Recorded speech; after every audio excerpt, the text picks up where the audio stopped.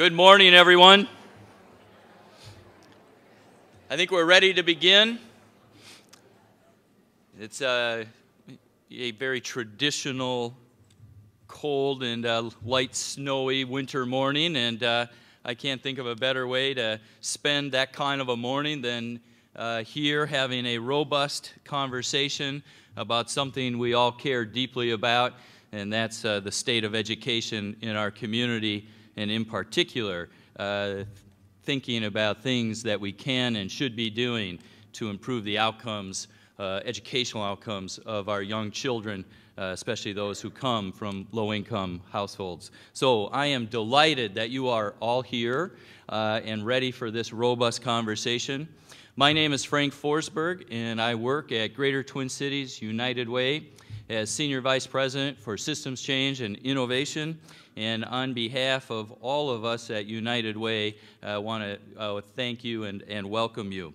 We have some visitors today, and I want to acknowledge them, and there's many, but in particular, we have representatives from United Ways from across the state of Minnesota, and I think we have as many as 10 or so members of United Ways from across the country who are here today.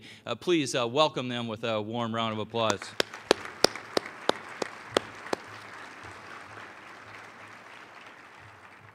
At your place is a program, and I want to make sure that you recognize that and see that. There's a lot of important and helpful information in there, in particular the bios on all our speakers, and you will notice that we're going to smartly just introduce most of our speakers by name and not recite their resume, but you should actually be able to take a look at that and understand the wonderful and rich backgrounds that they bring to our conversation today.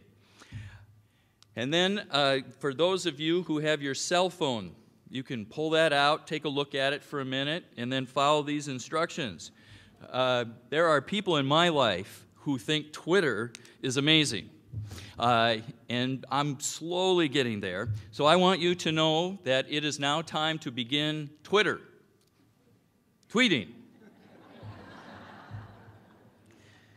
And your starting point is hashtag UWTC Forum. And you can see it on the screen. And we want you to begin tweeting now. But we don't want you to lose attention on what's going on, but we want you to keep tweeting. Apparently, this drives a lot of tweeting traffic and starts trending, and then other people start paying attention. So I want you to kind of help make that happen. There's a bonus for me if we hit a certain level, so keep moving. All right, I think that is all my welcome and introductory remarks. I'm going to serve as your MC today and try to keep us on time and moving right up to about 11:30, we're looking forward to that. We're going to begin our forum today with some opening remarks and some context setting by Sarah Caruso, the President and CEO of Greater Twin Cities United Way. Please welcome Sarah Caruso.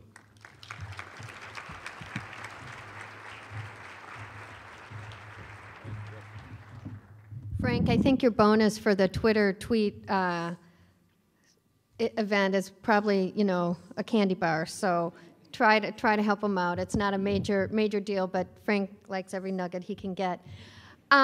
Welcome, and I want to say that it's thrilling to have this room full of people who share a common desire, and that is to make sure the children of Minnesota have the best education that they can possibly have. And that is important for children who come from my family and had parents who paid attention to them and found the topics they were interested in.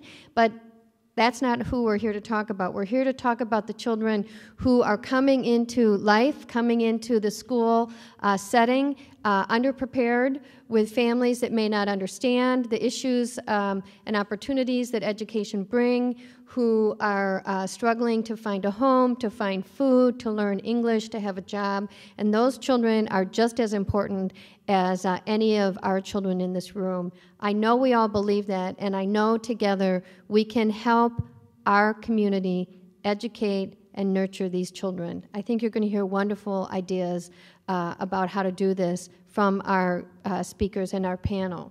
So why does United Way care so much about this topic? Our mission is uniting caring people to create pathways out of poverty. If you are a child and born into poverty, the best way to a better life is a good education. This is not rocket science, it's a fact. And it's a fact that education has been the ticket to a better life in this country since we were formed over 200 years ago. And increasingly, this ticket to a better life is harder and harder to attain if you are living in poverty, and particularly if you are a minority. And the gap in achievement rates that we all know, I'm not going to go through them in detail, but we all know the gaps that exist nationally, and we all know and are hanging our heads in shame that the gaps in educational achievement at every level, grade level, every score, every test measure for minority children in this community in Minneapolis and St. Paul are, if not the highest, among the highest in the country. And this is not a Minnesota value. This is not the way we want to do things. And this is certainly not a leadership position that this state is in. Minnesota is behind in our education reform and in the work that we are doing to bring strong educational attainment to all children. And it can be done. And you're going to hear about this from experts who are doing this across the country. And again, people don't like to hear this, and I think I'm going to keep saying it more and more and more. We are behind. We are not leading the country in our education reform. We are, there are opportunities that we need to go after and fulfill, not in a Minnesota nice way, not necessarily with political solutions either, but with good, strong work happening at the ground and at the school district level that is focused and targeted in these areas. One example where we are very pleased, and you all have read the paper, I think, in the past 24 hours, is that the governor has begun the process of endorsing and supporting greater investment in early childhood education. This is a topic that Greater Twin Cities United Way has been very involved with many of you around the state, investing in high-quality early childhood education through scholarships, and this is something that the governor is embracing. It's in his budget, along with many other things, and we will continue to push for that, which is both a money and a quality and an access. There are many components to this work, but it's an area that we feel very strongly about.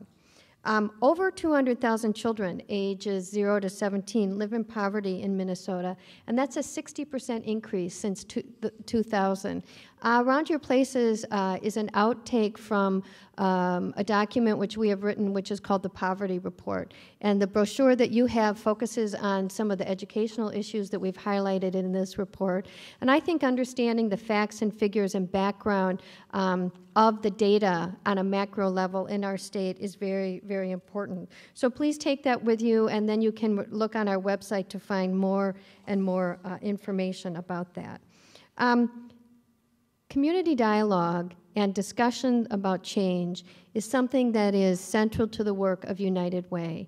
We also are a major funder of education programs in the Greater Twin Cities area. In fact, in education, we invest over $22 million in high-quality programs in early childhood education, in reading by grade level, in out-of-school time.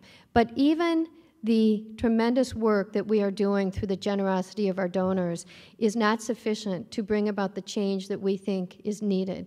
Hence, conversations like this today, where we can continue to think from a policy standpoint, from a systems change standpoint, from an advocacy standpoint about what we hope this state and our communities can bring forward. I want to close with two comments, and then we're going to get to the main event. First, I want to thank our incredible sponsors.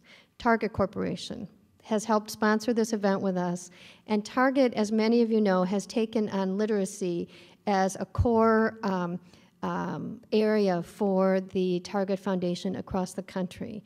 And what I want you to know about Target is that money's great, and there's going to be there are huge dollars being invested in this topic effectively across the country. Intellectual capital and influence and partnership are coming along with this money, and we're seeing it in the Twin Cities. My partners in United Ways and in the communities across the country are seeing it, and so we thank you for taking on this important issue, for supporting this event, and your thought leadership around the country. Thank you, Target. We're also, our media sponsor is Minnesota Public Radio, and the superintendent and I are going to be interviewed and on the radio later today, and so look for some nice press coverage on this event, which I think is very important for the broader community.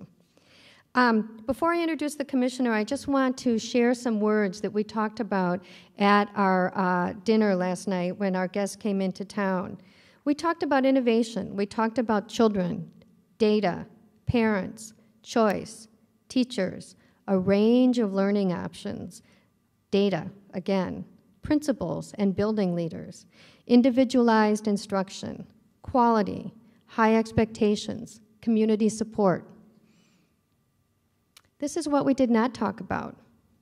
More money is the only solution. We need more regulations. We need more bureaucracy. We need more political solutions.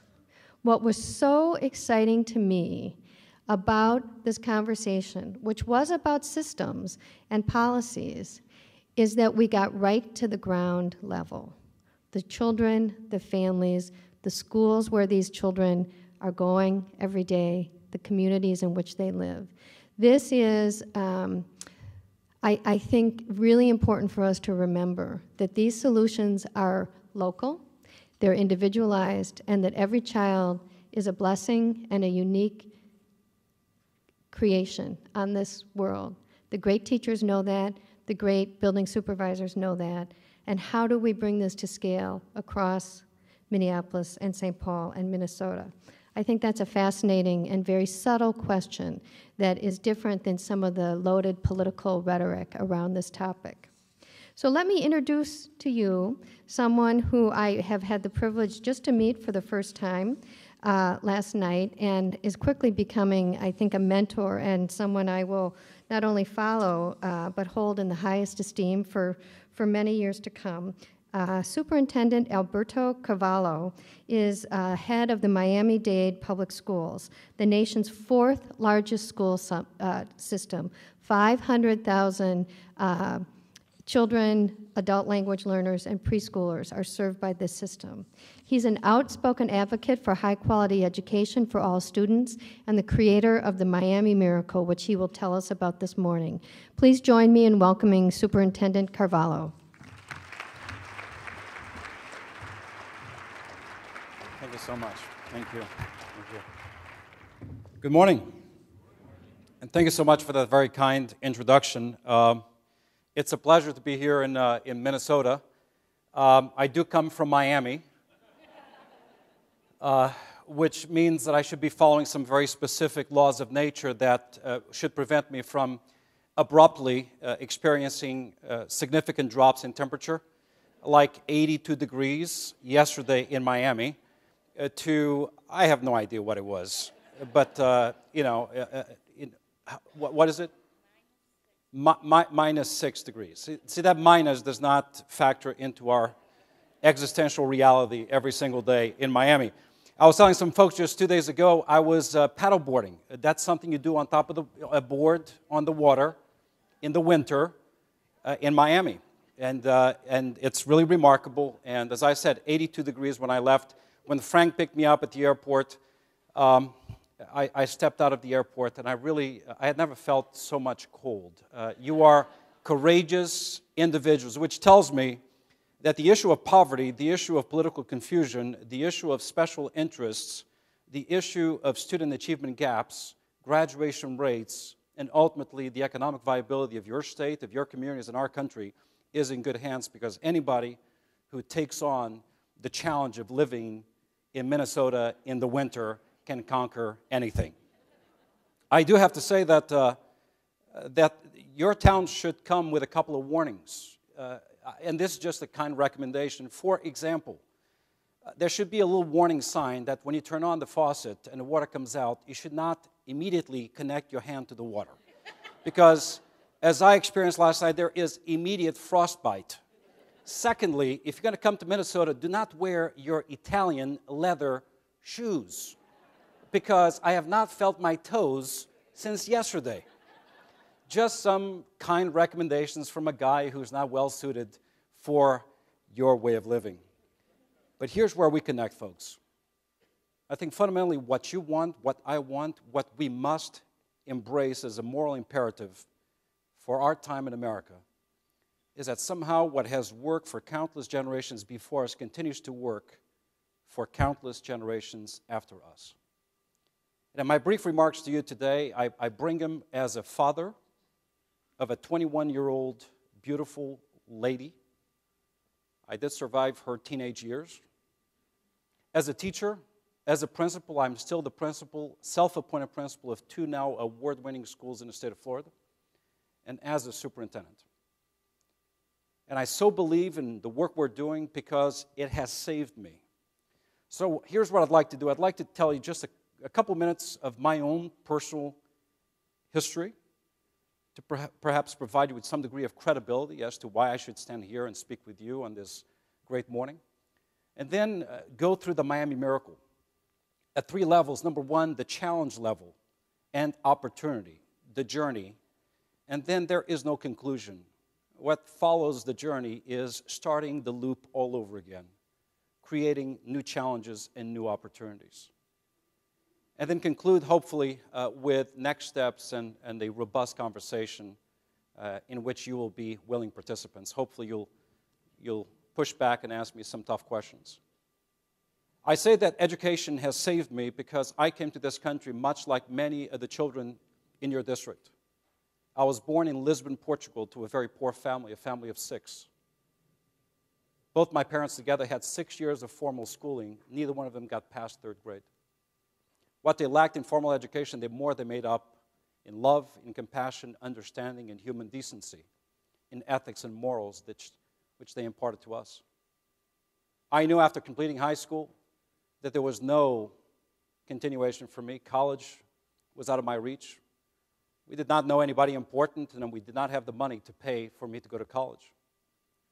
I was sort of the middle kid, and I decided to take a different journey.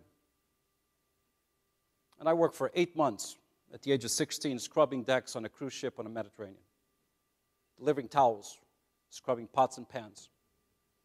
After 8 months, I had $1,000. As a minor, I could not cash in that check. I had 2 options. $1,000 back in the early 80s would have bought me 2 years of college, or they would have bought me a ticket to the United States of America. Guess what I did? Bought a ticket. Landed in New York City, JFK.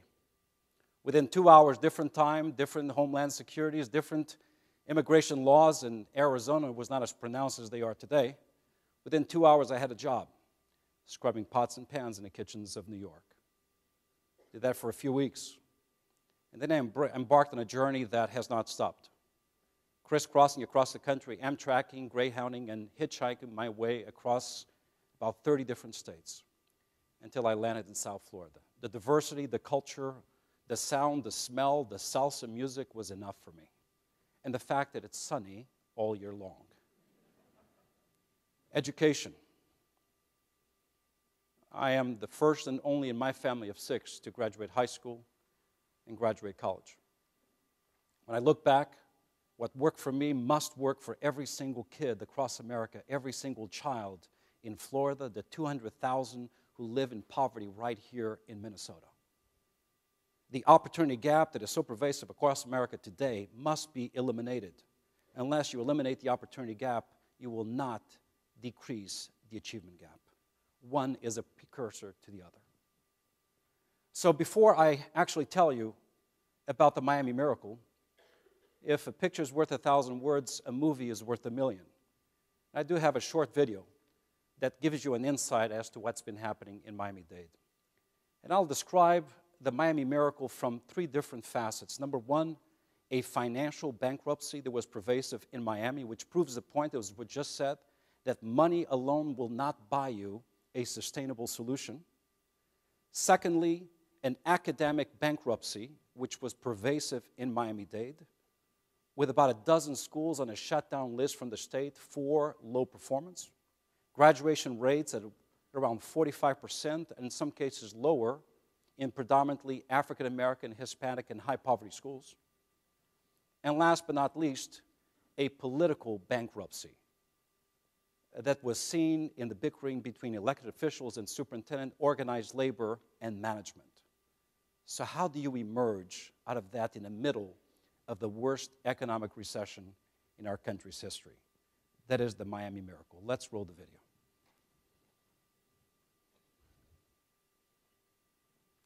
So there would have been music attached to this, I think.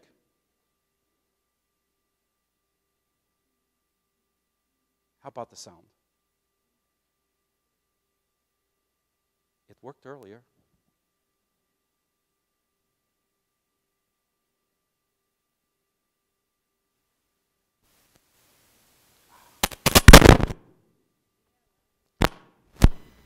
Not that sound.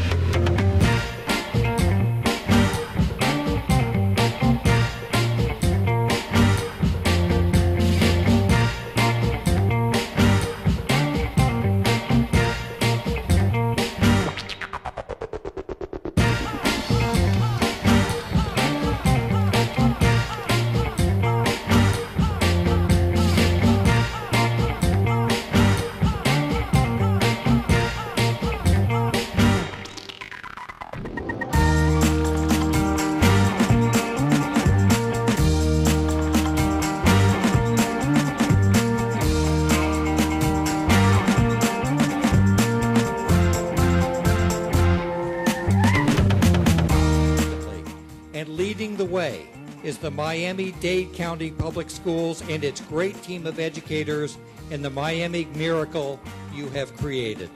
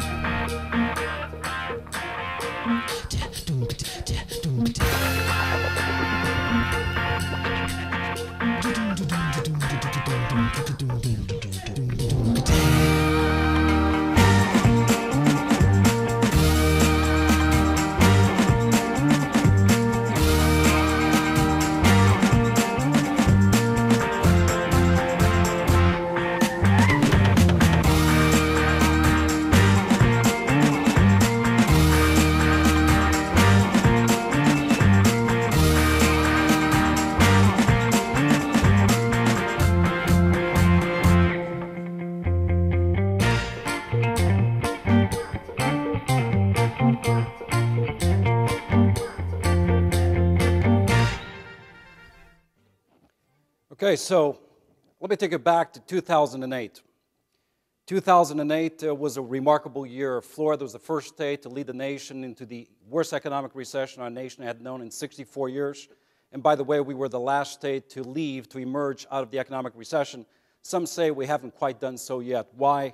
The state of Florida basically hinges on two elements: growth, to the extent people are moving into sunny South Florida, the economy is doing well. And two, visitors, tourism.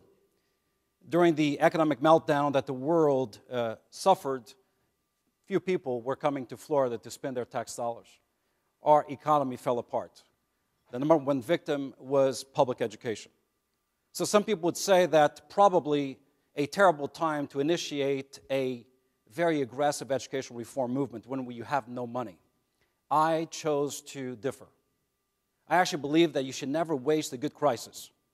You embrace the crisis, you leverage the opportunity of incredible challenge to load up with all of the things you could never do and blame it on the economy. So back in 2008, we were, as I said earlier, experiencing 3 levels of bankruptcy. I'd like to detail those very quickly and provide you the solutions that we came up with to address it and propel our district forward. The number one was a financial bankruptcy, not only dictated by external economic conditions, but also by very poor management that preceded my administration. In fact, to protect what was then a $6 billion budget, the district had less than $4 million in reserves. Its credit rating was negative outlook, A-rated, had just been downgraded. Healthcare costs were going to increase by $73 million in one single year, massive increase. Management was bloated. Administrative salaries compared to the average teacher's salary, the delta was so pronounced that it was shameful. At the academic level, the bankruptcy, and this is our core function, was unacceptable. Graduation rates around 45%. As I said earlier, graduation rates for high-poverty African-American and high-poverty Hispanic schools were as low as 30 to 40%. Our system, certainly in terms of student achievement as measured by the Florida Comprehensive Assessment Test, SAT, ACT, or the National Assessment of Educational Progress, the NAEP, was not at the top of the nation. And we had about a dozen schools on a shutdown list from the state announced the week that I became superintendent. Because for the previous 4 to 5 years, these schools had never been anything more than an F or a D. I don't know about you, but I've never met an F child. I've never met actually failing kids. I have met and seen systems that break down children and that fail kids. Broken systems lead to broken children who grow up into broken adults. And the multiplier cost of fixing an adult versus providing a sustainable environment for children is so huge. And lastly, the political bankruptcy, the moral and ethical bankruptcy that was so pervasive in this system was palpable. With absolute disagreement between management and organized labor, the teachers' union and the superintendent and the board. Not a single contract negotiated in years. Not a single salary increase for teachers or a step increase in years. So the question in your mind should be, why in the world would you take that job? And I took it because, as I said earlier, education made me. Education is the foundational element that preserves and protects democracy in our nation. Education is the motor, is the engine of our economic viability. City after city, community after community, state upon state, that is the winning ticket. So cracking that code is the moral imperative of our lifetime. So let me start with the financial bankruptcy first and foremost. And I'll be very quickly, go through this very quickly. Number one, I reduced administration by a staggering 58%, not over 4 years, in the first 3 months. Yes, it was time to ask a lot of folks who used to work downtown and tell me every single day how much they love children. I invited them to go love children closer to where the kids actually were. And for those who did not accept that challenge, I invited them to go elsewhere.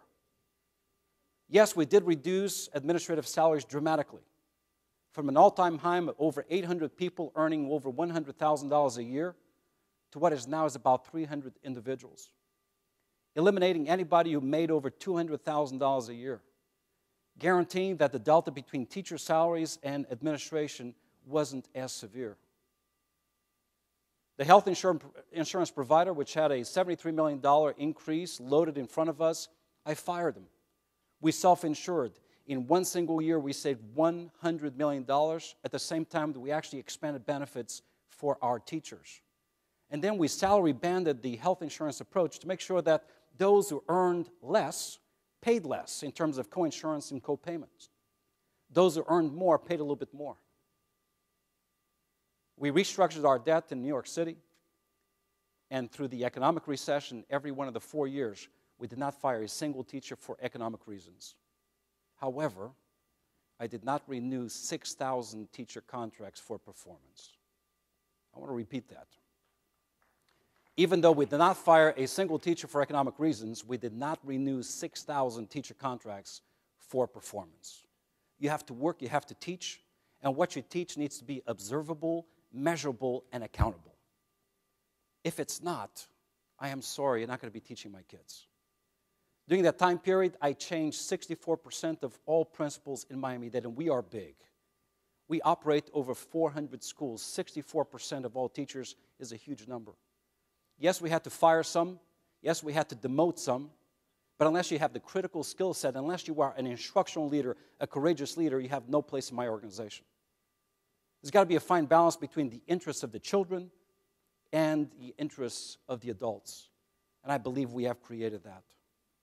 4 years later, we are in the strongest financial position we've ever been in Miami-Dade, with a dramatically improved credit rating. At the time that our nation saw its credit rating downgraded, same month, our credit rating actually was improved into AAA with positive outlook as our nation's was downgraded. Our financial stability is highest ever, 3,000% increase in our reserves at a time when we lost $2 billion of total potential funding. How do you do that? You prioritize your spending. You delineate for your community the master plan for educational empowerment for every single sector of the community, leaving no one behind. You forge partnerships with community support organizations. You bring in your partners. You create a business advisory council made up of community leaders and business leaders that will inform and provide political coverage for your very aggressive reform agenda. That is exactly what we did. On an academic setting, and this is the most remarkable turnaround, we set about to, number one, identify what the need was. That's clear. When you have 12 schools on the verge of being shut down by the state for performance, unless you want to capitulate and tell your community that you cannot teach poor children, black children, and Hispanic kids, you ought to do something dramatic. So I only know how to do this work in one way, being honest and convening people into a meeting much like this. Town hall meetings. Bring in the community and put out 4 slides. Reading, math, science, and writing achievement data. 4 slides. Each one of them for those schools.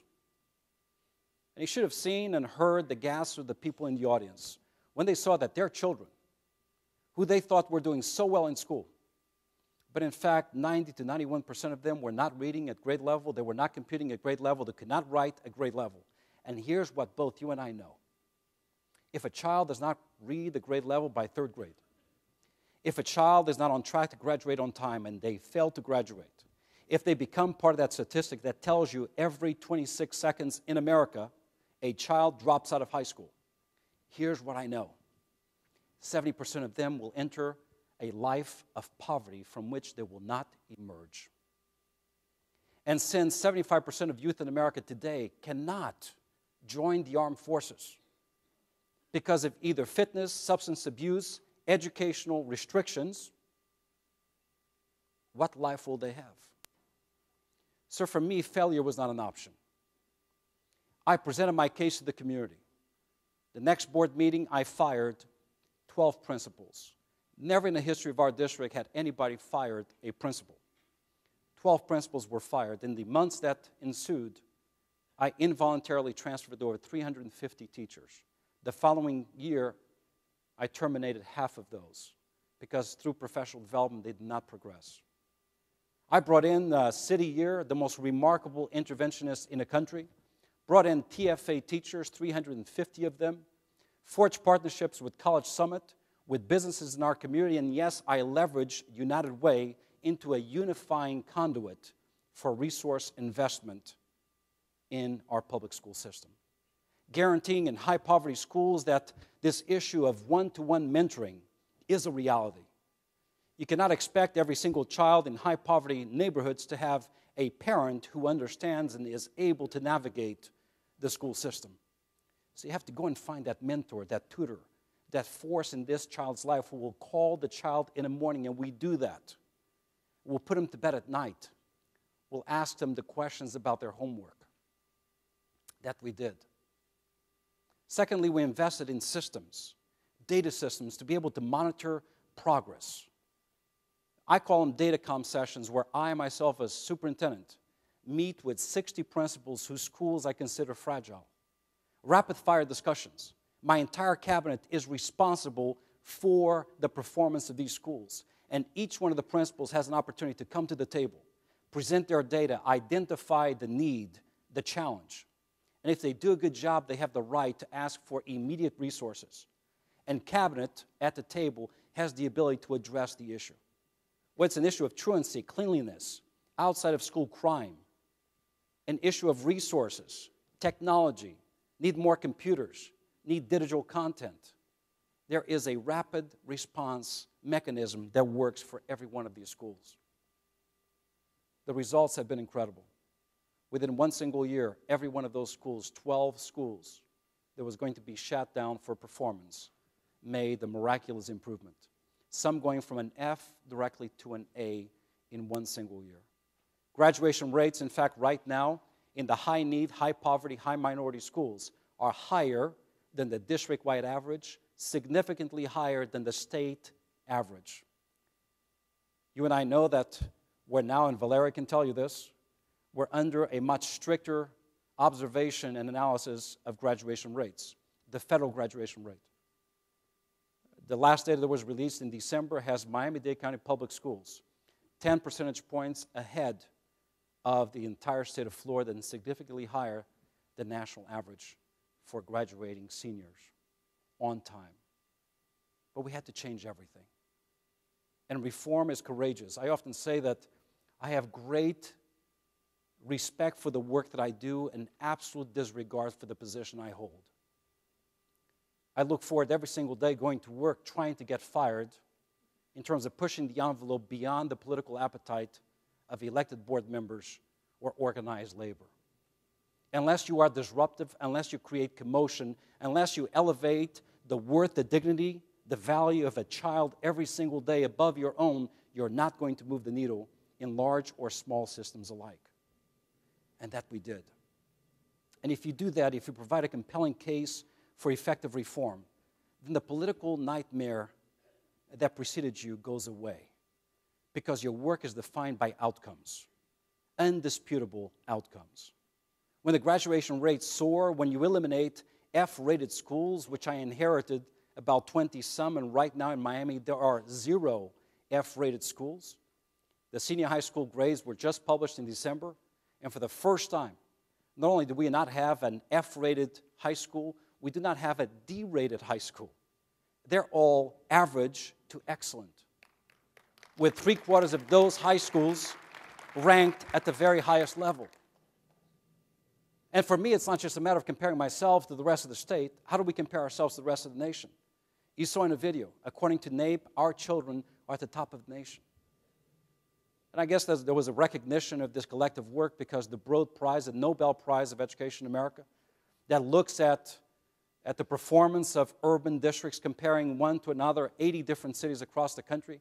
All the big boys and girls, the LA, Chicago's, New York City, all compete.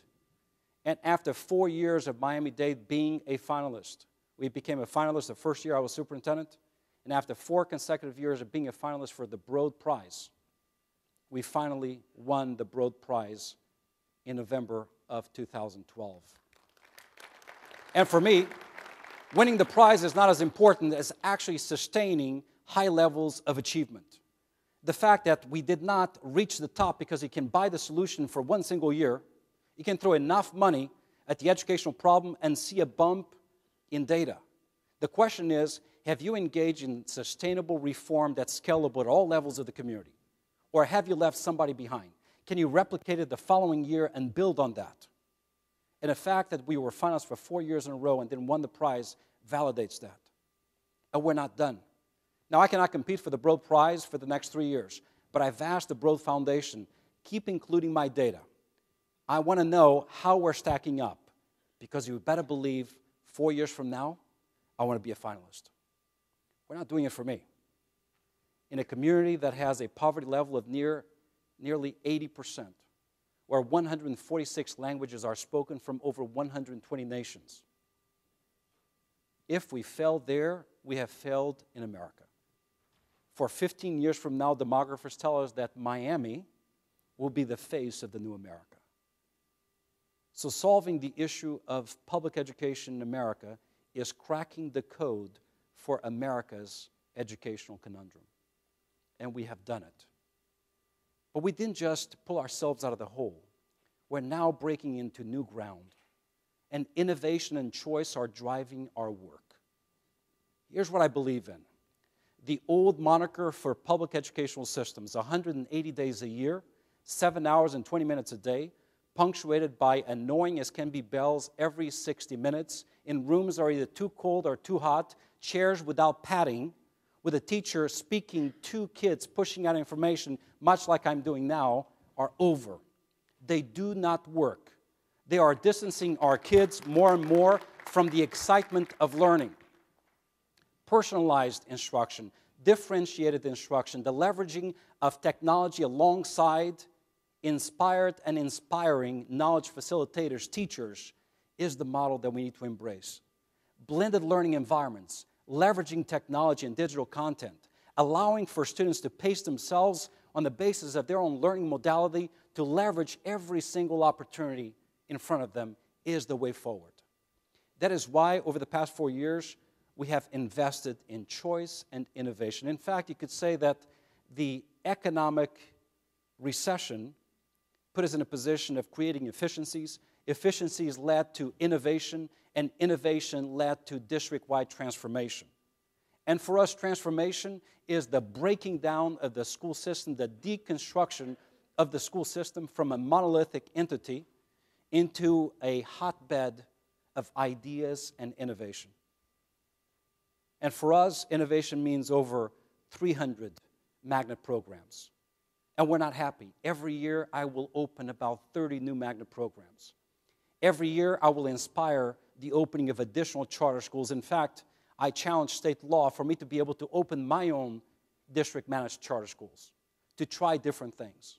And the idea is to have a portfolio district that is demand-driven. Why should it be demand-driven? Well, folks, the only sustainable reform is that reform that has a base of supporters composed of demand individuals who understand what to ask for and demand it.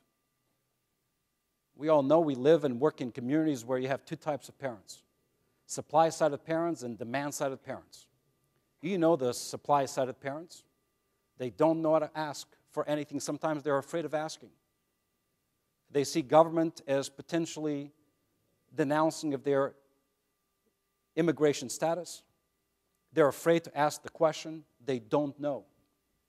The supply-sided parent basically does that. They supply with their children. They hope to God and pray do well by them.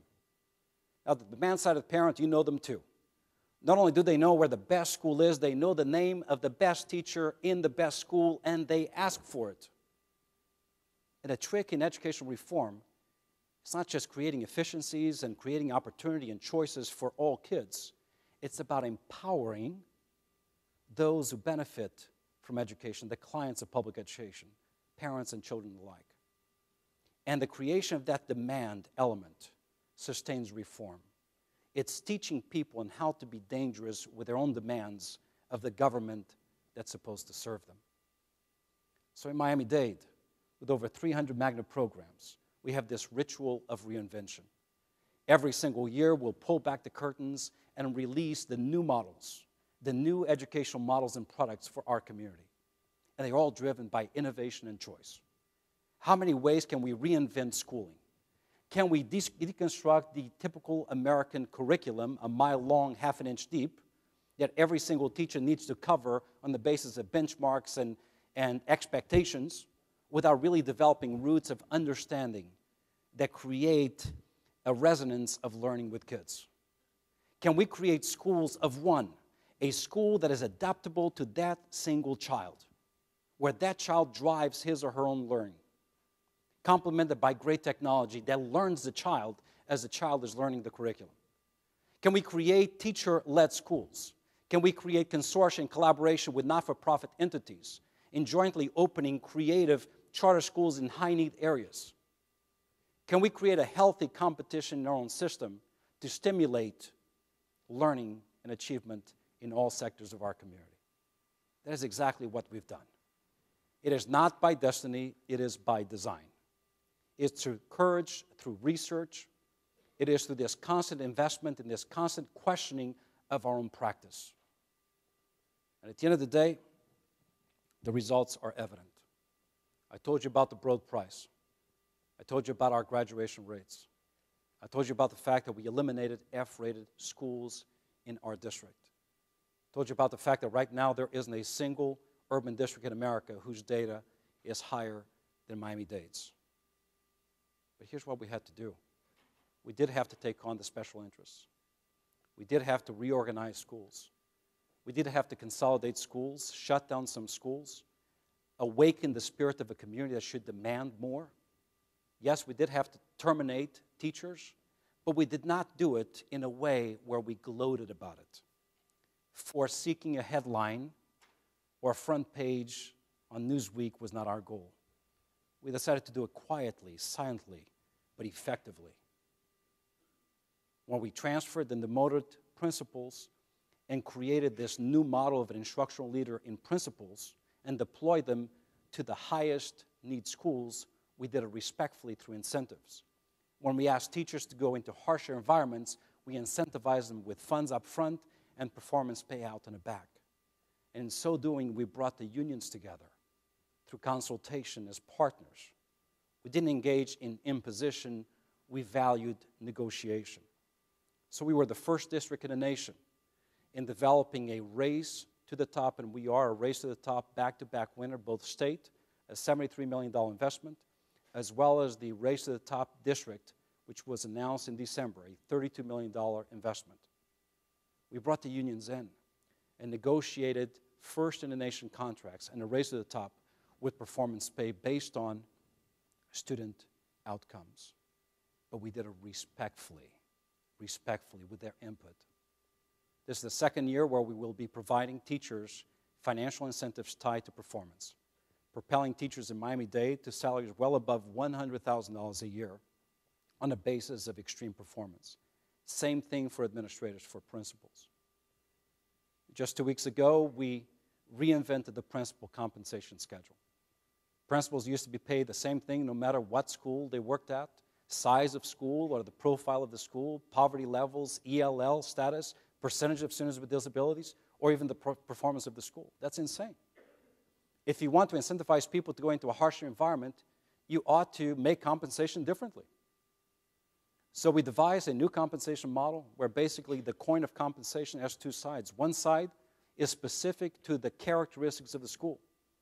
So principals going to bigger schools, larger number of students, more critical need in terms of higher percentage of poverty, higher percentage of English language deficit, higher percentage of students with disabilities, or a higher percentage of students not reading or computing at grade level will be paid more.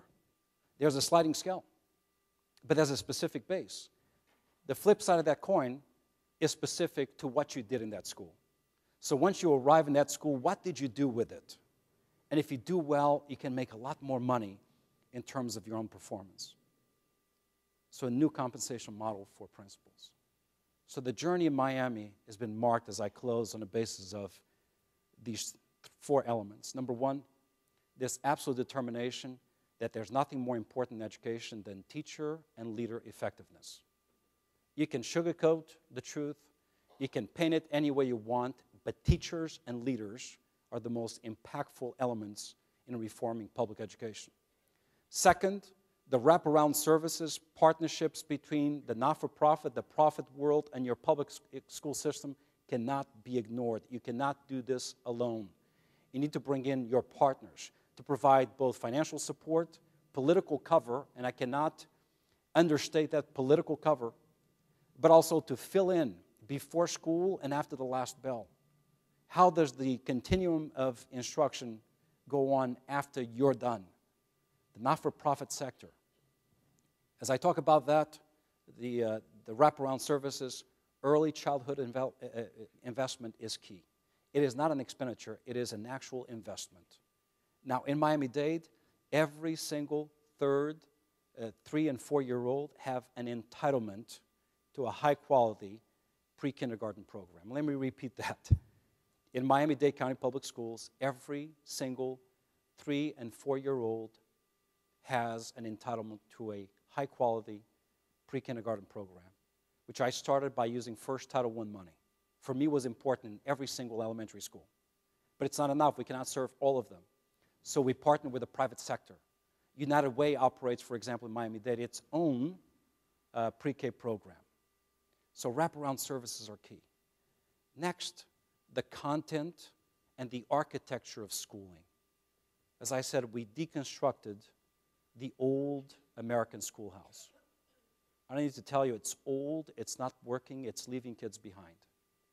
Eliminating Carnegie units and seat time-driven instruction just to get the money you need to teach the kids is the wrong public policy. We need to create educational systems that are enticing, that are rich, that are differentiated, that are analytical, that adapt to the way children learn. And if you do that, these results are scalable.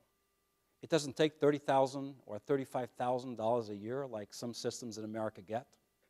It doesn't take $12,000 or $14,000. This can be done with one of the lowest per pupil funding levels in a country. In fact, in Miami-Dade, we get but $6,000 per child. I'd like to have a little bit more money, but resource scarcity shall not be the obstacle to effective reform. Let me close by telling you a quick little story. Liberty City Elementary was one of the schools that in one single year went from an F to an A. Smack in the middle of Liberty City, historic area of Miami, strong African-American community, and the feeder schools, the elementary schools and the senior high schools in that area, for as long as we've known them, they had been Fs prior to 2008. Liberty City Elementary School. When you're driving in the airport expressway from the airport to the beaches, there's a nice highway that allows the tourists to bypass the inner city. All they see is palm trees, beautiful, and they see billboards advertising the Kardashians running from one hotel to the other. But in the shadow of those tall buildings and the expressway, there are children, beautiful children in schools. Liberty City Elementary. That school went from an F to an A after I changed the principal and I fired about 60% of the teachers. Brought in TFA teachers, and that school currently has about 60 to 70% of the teachers are TFA teachers. In less than 1 year, that school soared from the F to the A. So what do we educators do? We like to go and praise the teachers and recognize the teachers and the students alike.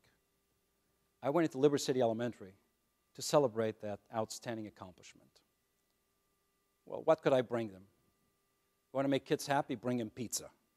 They'll get their attention. I brought pizza. I brought this cartoon character from Discovery. They're one of our partners.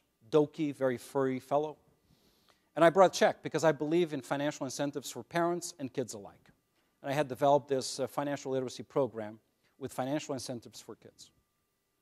So I presented the check, and the kids who were congregated in the cafeteria applauded. They were happy. You know, tiny little school, got a $13,000 check. It was compelling. They liked the idea. So they applauded.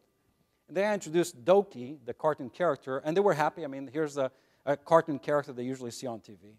When I told them they were going to get pizza, they went nuts. When I told them it was pepperoni pizza, they brought the house down. So the event is finished. They're eating their pizza, and I'm walking up and down the cafeteria, shaking hands with kids. I believe that in addition to a very strong academic adequacy, we ought to invest in personal and civic adequacy for young boys and girls. We ought to not talk to them like babies. We ought to look them in the eye, shake their hand, expect them to meet our eyes, be respectful, and understand the rules of civic engagement very early on. So I'm doing that. I'm shaking hands with boys and girls. Then I came upon this boy. This boy is eating his pizza. And he's got sauce from ear to ear. He's got pepperoni on his hair. And he shakes my hand, but he doesn't let go. He actually holds on to my hand. Of course, I don't pull away. We know there's something special, meaningful going on there. So I decided to sit down next to this boy. And I sat down and before I could even ask anything, he tells me, "I'm so happy today." I said, "You are? Tell me your name." And he said, "My name is AJ, Anthony Joseph, AJ." And I said, "Why are you so happy, AJ?"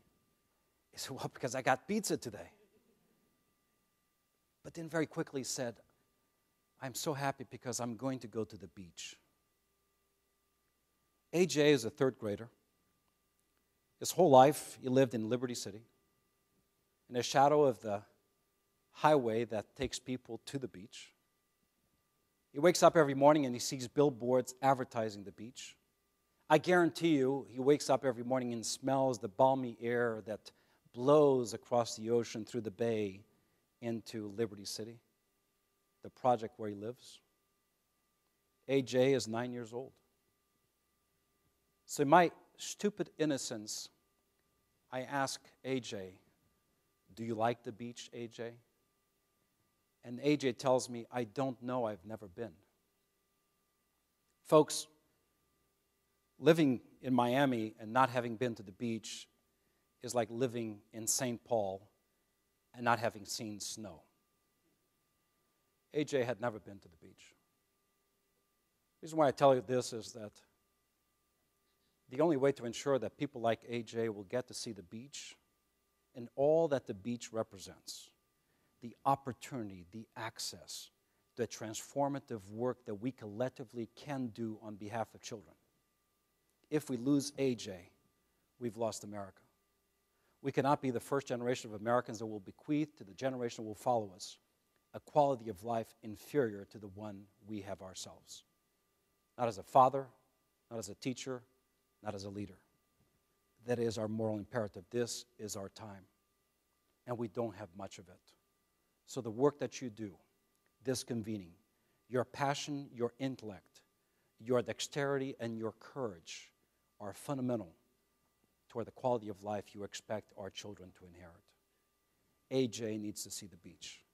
Your children need to see the mountains. Your children need to be elevated upon our collective shoulder through smart, social, responsible partnerships to ensure that they see a horizon that stretches out far beyond what they see from the street corners where they're born and where they grew up and live. That is our journey. Some people talk about the Miami miracle. There is no miracle at all. There's good public policy married to courageous decision-making, to smart resource investment, to strategic data analysis, and then you start all over again. It is doable. It is our moral imperative. Thank you very much, and I wish you the very best of luck. Outstanding. Thank you. Thank you very much. Oh, So you take some questions, okay. and Did I? I'm going to set you down. Okay. Did I speak for too long? Right No? on. Okay. Thank you. Thank you. Thank you. Thank you. Thank you. Well, it was awful quiet in here. I was wondering if everybody was still with him, but I see that he touched a little spot in one way or another with each of you. We have about 15 minutes for questions. There are mics right here, and you will need to use those, and a couple of ground rules. Pay attention so I don't have to come talk to you. Number one, we'd like your name. We'd like to know what your affiliation with is or who you might work with. And most importantly, we want it to be a question, not a life reflection, not a little sermon. And so you got to tee it up right with a question so that we can actually have a nice dialogue here and maybe get a half a dozen or so questions on the table. And we're going to start right here. And thank you very much. April Suter, Senior Vice President, Community Impact with United Way in Rochester, Minnesota. You talked about being near the top, competing in the United States, and I'm wondering if you're benchmarking yourself against leading countries in the world, since the United States is not even a leader in the developed world when it comes to our education. So what's your first name again? April. April. Thank you for the question, April. So my answer may actually surprise you a little bit, okay? And I do think I can make these pronouncements because the data is there with us. I think we've gone a little bit overboard in actually intellectually downgrading the quality of our education in America. It is not what it should be. According to the rankings, yes, reading and math, 14th and 25th internationally. But the question you should be asking is, how are the other nations treating their own accountability? So when we, for example, talk about the powerhouse of China or Singapore, let me just ask you by a show of hands. Do you think a female child with disabilities in the back mountains of China is being tested? They're not. They're not. We have to be very careful when we talk about international rankings. In fact, I was just reading, right before I came up here, a study published by Stanford University that looks at international rankings. And now, don't get me wrong, we're not where we need to be, and a lot of work needs to be done. And we are losing our placement in the world. But we are in a better position if you adjust, if you quantitatively and statistically adjust for all conditions. So if you are to mandate on those other nations to test their children much like we do, and I think we do a pretty good job at it, the data changes dramatically.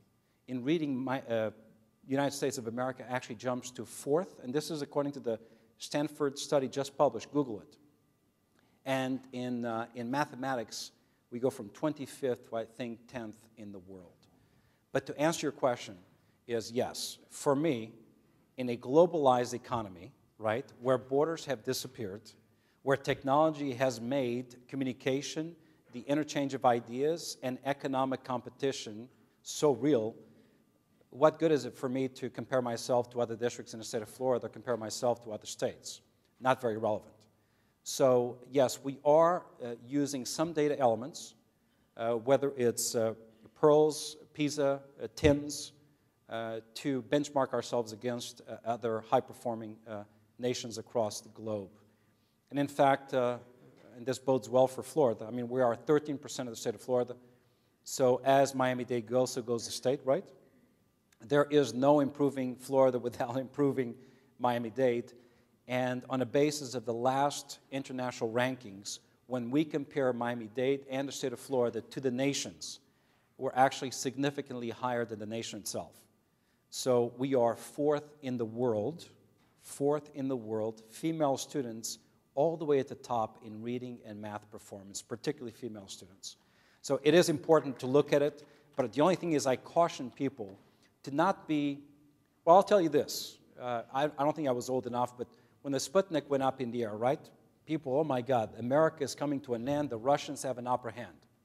And now everybody knows that, yeah, they did put up the Sputnik in space, but secretively, we had far more advanced technology. We're actually not putting a dog up in the air. We actually had pilots that were flying supersonic flights at above atmospheric levels. We just didn't want to disclose it to the public. So there was this, unfortunately, this perception that we had lost our leverage. Well, not so. I mean, we are still the nation of innovation. But to preserve the nation of innovation status, which, by the way, for me, is more important than being the only superpower in the world, we want to be the nation of innovation. We want to continue to be the nation that welcomes talent, this refresh of talent and possibility through responsible immigration laws into our country. That's what makes us strong. But in short, yeah, comparison is important. Let's question, however, how the data comes at us before we jump into conclusions that, in fact, we are so, so bad. There's room for improvement. We are a little bit better than sometimes we're portrayed. Fair enough? Thank you for the question, April. I'm supposed to go this direction now? Is this on? I Great. can hear you. Good morning. Good morning. Superintendent Carvalho. My name is Melanie Sanko. I direct resource development for the Minneapolis Public Schools. You said at one point in your presentation this morning, demand for excellence sustains reform. Yeah. Great. And I'm wondering about some of the strategies that you've used there in Miami-Dade to engage parents and help them advocate on behalf of their kids.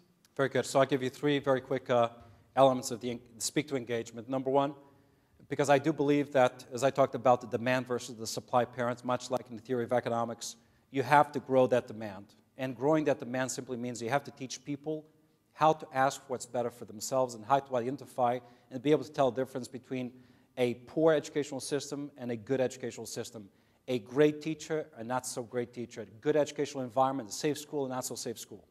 And that requires teaching. We formalized that approach through the Parent Academy. Actually, in a conversation last night, a lot of discussion across the country now about parent academies. Parent academies. We launched the very first parent academy in the country. And we launched it without tax dollars. Created a foundation. By the way, I appointed myself as the chair of the foundation to expand the ability to collect dollars. Partnered with a number of organizations, meaning we're not the ones who are going to be teaching the classes. We're to leverage community resources. In fact, I went to the United Way board and we surveyed. So what skill do you bring to the table? If you are the senior VP or president of Bank of America, seems like you are the ideal partner to teach financial literacy to our parents, right? If you are representing government, well, maybe you are perfectly positioned as a judge or an attorney to teach the civics component or personal adequacy to our parents. And that's exactly what we did. We created a coalition of partners, and we launched the Parent Academy that right now runs to the tune of $3 million per year. 0 of that is tax dollars. And it provides over 80 different courses in 200 different locations across all of Miami-Dade. Key, do not try to bring parents in to the schools to be taught in the same itty-bitty chairs that their children are educated in. They may not tell you, but they will not show up due to stigma. It is insulting. They do not feel comfortable. We surveyed, we tested this. I believe in polling. I believe in asking questions of parents. I actually have very sophisticated data systems where I can, in a matter of minutes, engage in a telephone town hall meeting with 15,000 parents. I love doing that. System calls all the parents in a multitude of languages, obviously English, Spanish, Haitian, Creole. Tells parents the topic that I'm going to be discussing, say, hold on, superintendent's going to be joining the line a little bit. And then I speak. There is automatic translation being done for those who opt 1 or 2 for Spanish or Haitian Creole. And then I pose questions to the parents. So I'm directly engaging in communication to parents. And then I ask them to provide me feedback. And they actually ask questions. There's an operator that types in the question. I see it on the board much like this. I see the question. I decide to answer that question. I activate that line. The parent comes alive on the phone with me, and everybody can hear the question. Why am I telling you this? Because the ability for a parent to actually be able to speak directly to the superintendent of schools and pose the question, whatever the question may be, is equally important to you having a formalized parent academy. But parent academies aren't sufficient. Constant town hall meetings, constant going into the community, coffee conversations with the superintendent, using my deputies to go out, creating a speakers bureau that transcends the people who work for the school system, but actually folks in the business community, the philanthropic community that believe in the value of the work you're doing, to go out there and speak directly with parents. And then, and this is an important one, publicize aggressively, in a respectful but honest way, your successes, and personalize it to every single parent. Every single parent gets a report card in terms of the financial viability of the school, how the child is doing in that school, the level of disruptive elements in the community, the index of cleanliness, safety surveys, etc. Empowered parents sustain educational reform. And by the way, we saw that, I didn't talk about it, but in November 6th, we had an election in this country. I think you all participated in it. We had, in the middle of still, coming out of the recession, I placed a general obligation bond on the ballot for a considerable amount of money, $1.2 billion. A lot of people thought I was crazy for doing that because Miami-Dade is a very anti-tax environment. The results, the consultation with the community, aggressive conversations, town hall meetings, this huge level of engagement supported by media. I'm not a superintendent who complains about media coverage. I love the coverage that the media in Miami, by the way, toughest media market in the country, has done on Miami-Dade. All culminated with 70% of the people in Miami-Dade voting for the bond referendum. Unheard of in America. Bond referendum do not pass with 70%. Usually it's 51, 52% in favor, 48, 49% against. So it all contributes towards that. Great. So I have the grim job of keeping us on schedule, and I can see by the numbers standing we could keep this dialogue going. We're going to take one last question on this side of the room with Joe Nathan. Then we'll tie this up and move into our panel. Please share your questions with United Way staff who will be in the back of the room, and we'll try to engage this discussion a little bit more online post this forum. Joe, you're up. Good morning. Joe Nathan, parent, educator, newspaper columnist, director of the Center for School Change. I was interested in your emphasis on simultaneously helping to improve existing schools and starting new schools. Could you say briefly why you think it's important to both work with existing schools and help create new schools? Thank you, Joe. Well, it can't be an either-or proposition. It needs to be a both-and reality, all right? So what are you going to do with those schools? Here's my reality. In Miami-Dade, if I shut down, and I did consolidate some schools, but if I stimulate and feed innovation and choice at the expense of the iconic schools in the community, here's what will happen. I will have barren deserts along whole stretches of streets through underserved communities, economically distressed, where I probably, in so doing, have robbed them of the only beacon of opportunity and hope. Shutting down a school in America should be done very, very carefully. In a lot of communities, the school, second perhaps only to the church, the temple, the synagogue, is the only place where families and children see a refuge of peace and opportunity and hope. So for me, it was equally important to stimulate those existing schools with great leaders, great teachers, great technology, create real buzz about that school, as it was to explore new territories and allow the competitive nature of choice through magnet programs, career academies, the schools of choice, and charter schools to populate and carve out new opportunities. But as I said, it was a both-and proposition. It could not be an either-or solution for us. For me, it's very important to elevate the floor of opportunity for the traditionally known as low-performing schools at the same time as you expand the ceiling for schools can go deeper and faster and higher. One should not condition the other. By the way, that is one of the frailties of short-sighted reform. Is sometimes you say, okay, we're going to raise the bottom, but you forget to expand the top. And that's a mistake. Good systems, smart systems, leverage both. They raise the bottom at the same time as you expand the ceiling. And you allow for students to travel through the school system as quickly as they possibly can. I mean, I relish the fact in my iPrep Academy, kids get clapped out one whole year. They can do Algebra 1 and Algebra 2 in one single year. They can go from chemistry to physics because they're done. Why should I bore them? Let them go. Let them go as fast as they possibly can go. At the same time, we ought to be humane in the way we approach education, right? And if a child needs more than 180 days per year, if they need 210, by God, we should create that educational experience for them. Not everybody's going to start at the same time and finish at the same time, and the accountability measures should not measure that, right?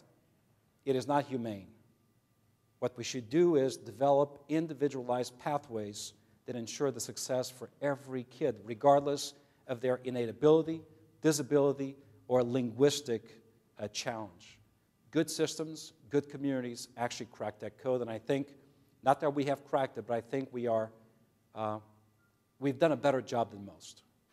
We've done a better job than most. So it was equally important to save the schools that we had at the same time as we spurred innovation and choice. Superintendent Carvalho, on behalf of everyone in this room, thank you for your inspiring remarks. Thank you very much. Thank you. Thank you.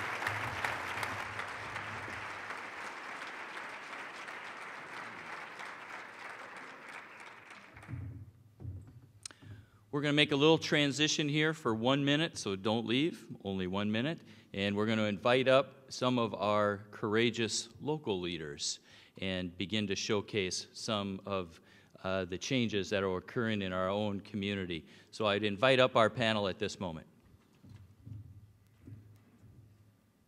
There are many great things about Minnesota. It's not cold all the time. It's the land of 10,000 lakes. It's a great place to raise children.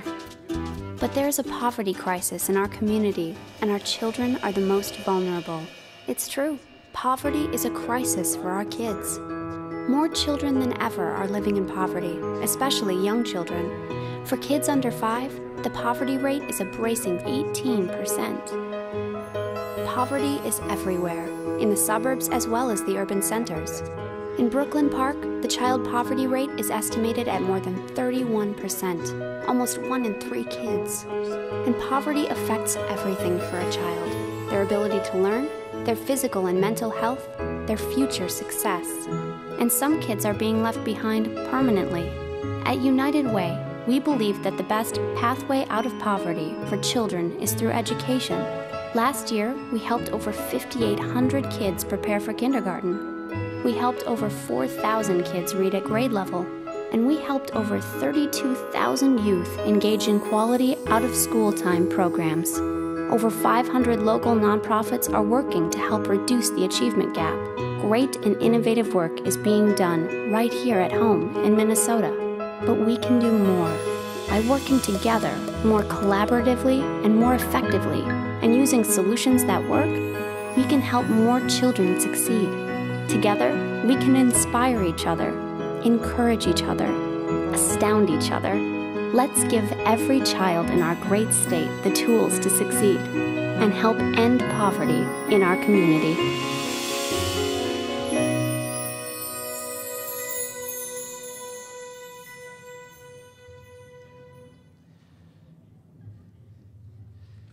All right, nicely done. Pretty good transition. Got everybody up here. Let me introduce the panel, and again, their bios are in your materials. So, starting on my far left, your right, Reba Dominski is with us.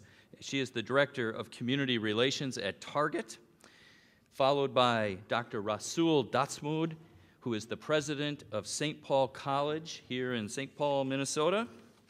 Next to him is Michael Gore, and Michael is our brand new Executive Director here in the Twin Cities for Generation Next, and some of you may be familiar with Search, or no, I should say Strive. Thank you, I gotta get my Search in a minute. Strive, and this is our local Strive collaboration known as Generation Next. And then we have Eli Kramer, and Eli is the Executive Director of Hiawatha Academies. These are 4 courageous, on-the-ground leaders who are leading change in our community. I always think it's good to balance not only what's going on nationally and who can bring us inspiration here, but also to recognize some of those on-the-ground change agents. So here to facilitate our panel today is Kent Packel. And a number of you know Kent because he's had a long and wonderful career already, despite how young he looks, in the field of education, and most recently has accepted the responsibility to be the president of Search here in the Twin Cities. Please welcome our panel.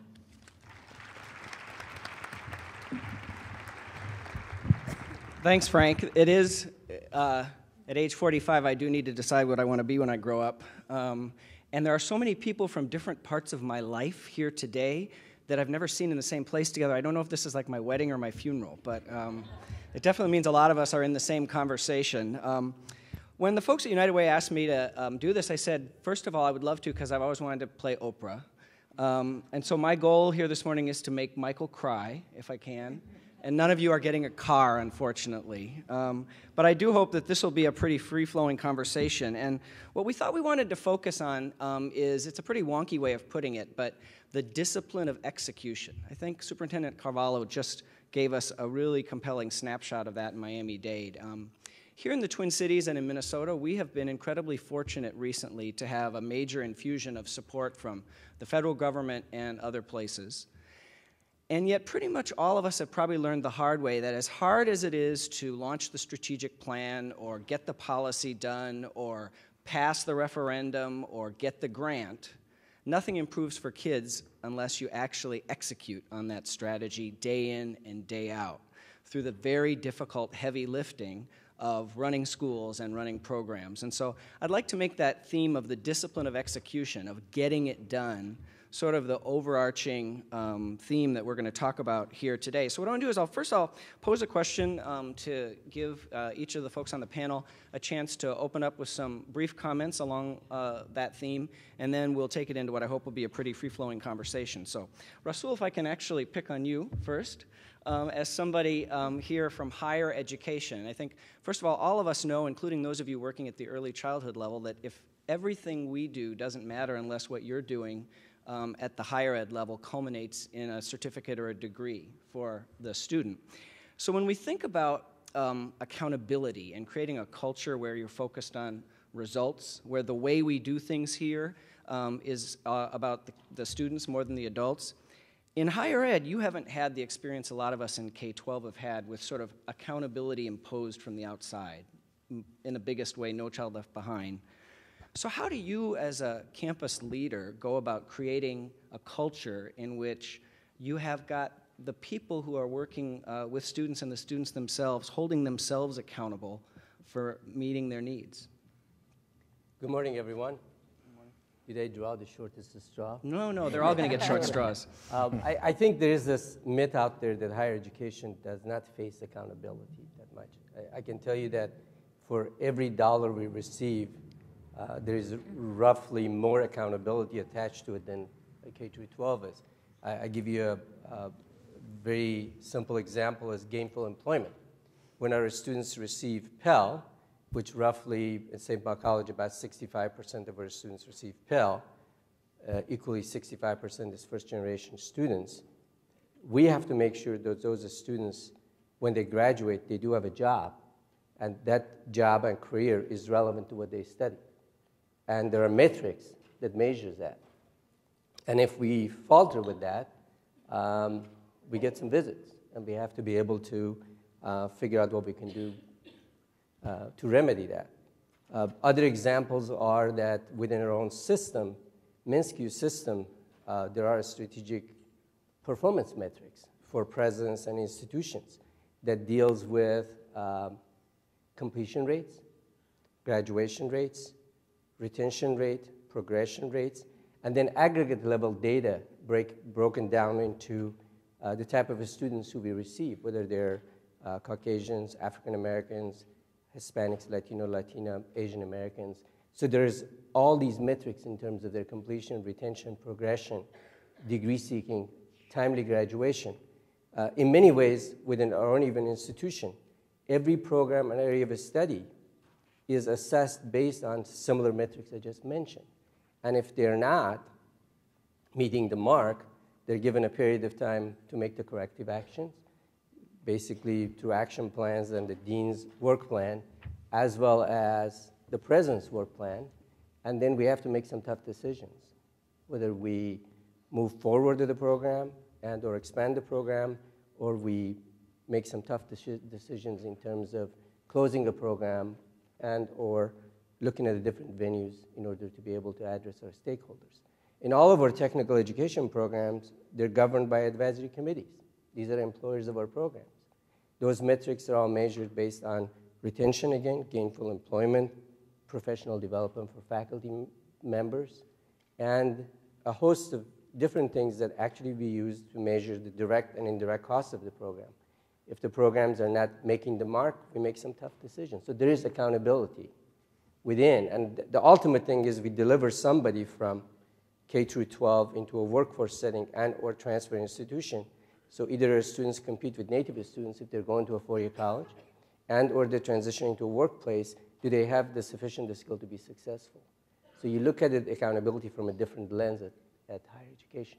Mm-hmm. Thank you. And I want to come back to some of those tough decisions, but I appreciate that. Reva, let me pose the same question in a different domain to you. You're now working in the community relations side of Target. When I met you, our first conversation was a fascinating discussion about the work that you'd done in merchandising with the company. And so I want to invite you to share a glimpse of how Target uses data to create that culture of discipline, and pose the question, are you applying some of that same thinking to Target's work in education? Sure. Good morning, everyone. Thank you for having me. I appreciate it. I did start my career in Target as a buyer. I was in merchandising for 15 years before I moved into community relations. And buying is really interesting. It's a combination of understanding trend. It's a little bit of gut instinct, but it's also a rigor around data. So as a buyer, I got a scorecard every morning that showed me how my product was doing. It showed me where it was selling. I could drill down to by state, all the way down to by store, so I knew when I needed to buy more. It also told me where it wasn't selling, so I knew where I had to take markdowns. At Target, we have a mantra that we use consistently around data, and that's that we measure what matters. In our stores organization, we have a simplified red, yellow, green scorecard that we use rather obsessively. In every store, we think we know what a great consumer, we call our consumers guests, so you'll hear me use that word a lot. We think we know what a great guest experience looks like, and hopefully those of you who shop at Target know what a great experience looks like. It's the bathrooms are clean. It's in stocks. You can find what you need. You don't have to go to multiple places to get what you need on your list. So we have created a series of metrics around what makes a great guest experience. And we have a scorecard, again, updated every single day in a very simple red, yellow, green way that talks about the health of every single one of our stores. So when I'm going into a store, I can pull up that scorecard before I go, and I get data that tells me what's going really well and data that tells me what's not going so well. So I can walk into that store, and I can recognize the team for the things that they're doing right, but I can also help coach them around where the opportunities are. And the really great part about it, speaking of accountability, is that scorecard creates ongoing accountability. There's an action plan, and if in a week or a month or a year, however long it takes, those scores don't improve, I can go back in and I can retrain and I can re-coach. I can bring in resources. We have these groups we call SWAT teams, that when a store is really in trouble, we put resources against that store to help them get back to green and deliver on that guest experience that we know is so essential. So that's an example, a couple, of how we use data in the corporate world. Where that may translate in education, just a couple of thoughts. One is the importance of being relentlessly focused on the end user. We are obsessed with the guest and that experience. So we create metrics around that experience, and we measure against that experience, and we know what success looks like for that end user and what it takes to get there. I think about that in education, focused on the end user experience, whether that's the student, whether that's the parent, whether that's the educator. What does that look like, and how might we measure it? The importance of sharing data across business units in our world or organizational lines, incredibly important. We have buyers, for example, who buy baby product. Anybody who's had a baby knows when a family brings a baby in, there's enormous needs, and we want you to buy all of that product that that baby needs at Target stores. However, the product is actually managed by different people in different organizations with different bosses in different buildings across the country. So we need data to unite. We need data to make sure that we have an idea of what does success look like, and then how do we make sure that everyone across those business units is aligned around the same data to reach the same results. And then finally, one other thought, and this one I think is interesting, and I'm just kind of playing this out as both a parent and a philanthropist, a corporate philanthropist. I think there is an opportunity to simplify data in education. Now, I don't want you to think that I think it's simple. Kids are not tied, kids are not t-shirts, and I know that. But as an investor in what works, I am compelled to show a return on my investment to my stakeholders, to my trustees. And finding that in education is enormously complex. Data varies school to school, district to district, state to state. We're working locally and we're working nationally.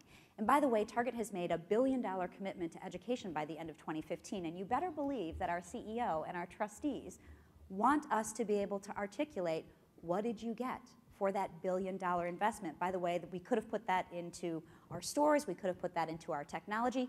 We chose to invest in education and in communities, and we have to show a return on that investment. As a parent, my husband and I are well educated. We're very engaged in our schools. I've got 2 kids, ages 10 and 12. When I get reports from school about how my kids are doing, my husband and I have to find 2 to 3 hours, not kidding, where we spread the reports on our center table, and we go through them to understand how are our children doing. So I can only imagine, if those are the struggles that we're facing, what many families in America are facing as they seek to understand and engage in their child's development through that data. So a couple of examples of how it works in corporate America and a couple of the challenges that we face, or that I face as a parent, in terms of educational data. Thank you. I've never walked into a Target the same way since I met Reba, because it's so Michael, let me ask you a professional question that has a personal angle to it. You are from Minneapolis originally and have done really interesting and important things in other cities. Most recently, you were deputy superintendent in Boston, working in an urban school system that, if I'm remembering correctly, also has won the Broad Prize. So doing great stuff. And you decided to come back and create from the ground floor this new organization and partnership called Generation Next. And so the question I'd want to pose is, first of all, why'd you do it? What drew you back? What about the work drew you back to Minneapolis-St. Paul? And then with this theme of implementation, what do you think is going to be the toughest part of launching this strategy that you're going to depend on lots of people in this room to help bring to fruition? What a great question. First of all, I think, let me just thank United Way and Target for sponsoring this event. I think this is a very important discussion that we're having, especially in Twin Cities in Minnesota, regarding public education, what that means for some of our kids who are currently being underserved, as well as I think that just as what we have heard from Superintendent from Miami in terms of Miami Miracle and what they're able to accomplish, I am convinced to my core that in Twin Cities, we're just as capable of what we're undertaking, and we have great education leaders from St. Paul. You got Superintendent Silva sitting in the front, as well as Bernadette Johnson, who is a superintendent of Minneapolis, are also leading this particular work. Now, that being said, clearly there are major challenges, and we don't have to revisit the data regarding some of the gap issue that we are all aware of and very concerned that we are literally bottom in the nation in some of our achievement gap issue and graduation rate, which is unheard of in Twin Cities. In terms of our values, our value in terms of valuing education, in terms of where we're at, and we are in cusp of having a very different system for one group of kids who are affluent middle class. You have one track, and then you have another track for kids who happen to be kids of color or poor kids. And I don't think that certainly is a value that I've been taught when I was attending Minneapolis or lived and grew up in this particular community. So to that end, your question earlier about what kind of brought me back as well as my work, I think is a fundamental in terms of core why I think that I have decided to come back from Boston, not as cold as Minnesota, but I think but to a degree, I think that Minnesota, has a different sort of culture that I value most, which is, I think that we are in a community that values education, and also we have tremendous wealth and resources. And you can just see it in this community and people who are sitting at this particular table, how committed you are here in discussing this very important issue. So I came back because I strongly feel that there is a tremendous opportunity for us to begin to look at this issue of public education very differently, And often those of us who grew up in public education and we have that level of DNA, we somehow think that we can, in K-12, do it all by ourselves in this issue of providing public education, or more specifically, looking at the issue of achievement gap. And I think that we always felt that we can do it alone by ourselves, and we think that we can overcome, by having universal access, we can overcome poverty, family circumstances, and the inequality that exists in our system. I have learned, based on my just experience in K-12 world, that that is not true. Meaning, in order for us to be successful, in order for us to be like Miami, and you have heard from Miami's Miracle, that we have to have a more of a holistic approach in public education, where that we have a collectively as a community have a really strong eyes toward how we're going to narrow the achievement gap, and we have to have a fundamental vision how we can move forward. So what I attracted this work is, before I even got to this particular place, you have a civic leaders who are in this room as well as outside, and you have the business leaders at this particular podium as well as outside. You have elected officials who are here as well as outside, conceive this notion of that collective strive model could really catapult our community regarding our work. And it was done under a number of different leadership, and Kent, you are part of that work as well. And research over the years have shown that we are resource rich, and I think this is, Kent, your quote. We are resource rich but systems poor. So our job in Generation Next is really looking at data, which we're just talking about data, identify community-wide goals, and looking at data and identifying what really is working in our community in terms of helping our youth and begin to replicate their successful model. And that gives us an opportunity to manage, work with some of you in terms of as our partners in providing services, as well as looking forward to connecting with higher ed, as well as Superintendent Silva, as well as Superintendent Johnson, regarding work of K-12. And I think that we have a tremendous opportunity to really leverage what works in other school districts, as well as what potentially different in Twin Cities that we might customize what has been successful model and bring it in and replicate those extensively. And one of the things that I think that we do very poor job in K-12 is identifying what really works and replicating it.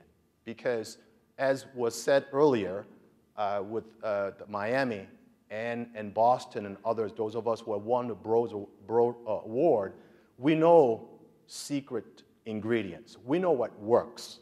We know what we have to do in public education in K-12. But the problem is execution, and the systems and adult issues get in the way of execution. We know we need to provide high-quality teachers. We know nothing can replace high-quality teaching. We know instructional leaders are pivotal. We know that more time on task for some of our kids are a critical element of it. We know early education is a critical component. We know all these factors, yet we are sometimes, often unable to replicate that. So I'm hoping that I am a change agent through Generation Next who can facilitate that conversation piece in a broader community and replicate successful model that we will hear a lot more from my colleague Eli in terms of his school and what he's doing, and other schools that you are involved in. So our job in Generation Next is identify what's working, let's replicate it, and let's align our resources, community resources, and to make sure that we narrow the achievement gap. Thank you. And that it is a perfect segue to you, Eli. You certainly seem to be getting outcomes with and for students that many of us have been focused on for a long time. Let me ask you to talk about your work in the school and this idea of, the discipline of getting it done, in particular through the lens of, to use a wonky way of putting it, human capital. How do you choose teachers? And then once you've chosen them, how do you assess whether or not they're delivering what you hope they deliver in the classroom?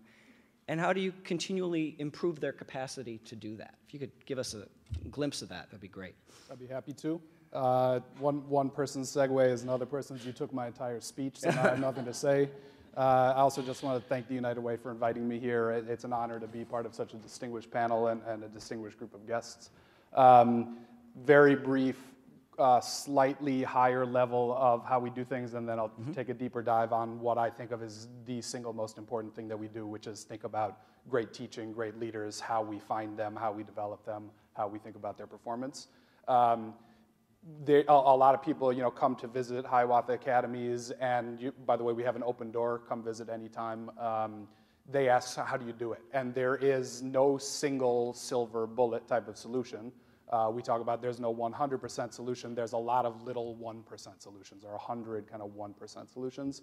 I want to lay out just like 2 or 3 of those. We do spend more time in school. We have a longer school day and a longer school year, about a 10.5-month school year, and we go from 7:50 until 4:15 every day. All told, that's about 35 to 40% more time in school than some sort of neighborhood schools down the street.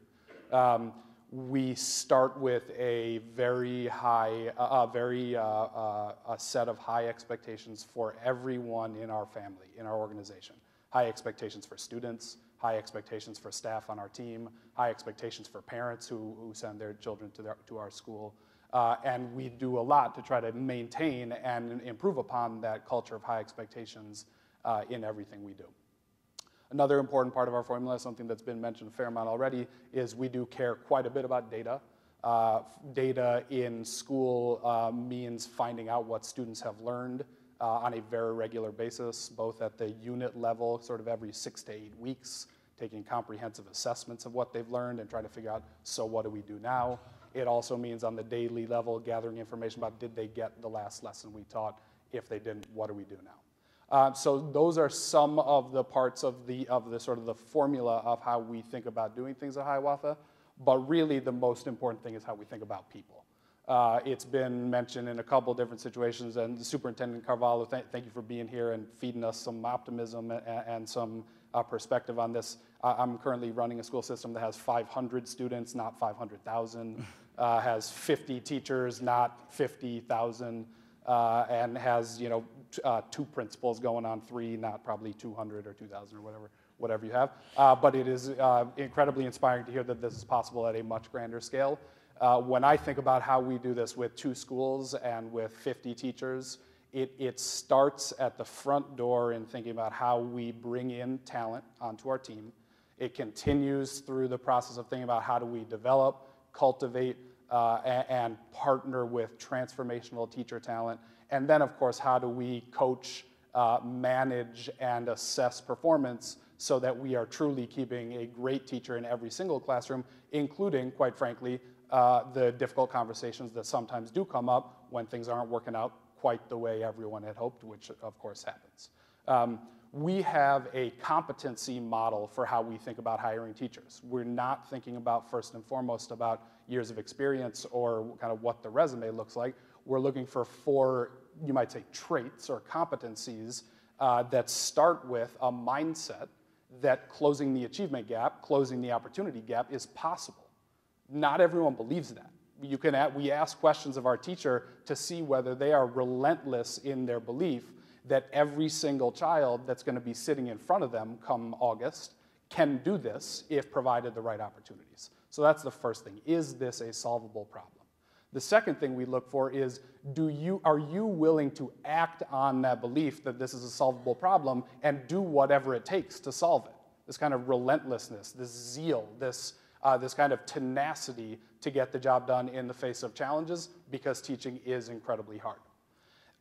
Then and only then do we start thinking about, do you have the skills? That teaching is very complicated. Do you have classroom management ability? Do you have ability to plan an effective lesson? Can you kind of think on your feet and adjust to the needs of individual children? Do you use data well to drive instruction? So there's kind of this big bucket of skill and ability within the realm of teaching itself. And then finally, fourth, we look for someone who wants feedback. Do you want to be a part of a team that where you're getting coached, where you're getting developed, where we're lifting up the curtain on the classroom? That does not close your door and teaching becomes an island, as it does in too many places. We are a team in this together, united by a common cause, and therefore people are going to be in your room all the time.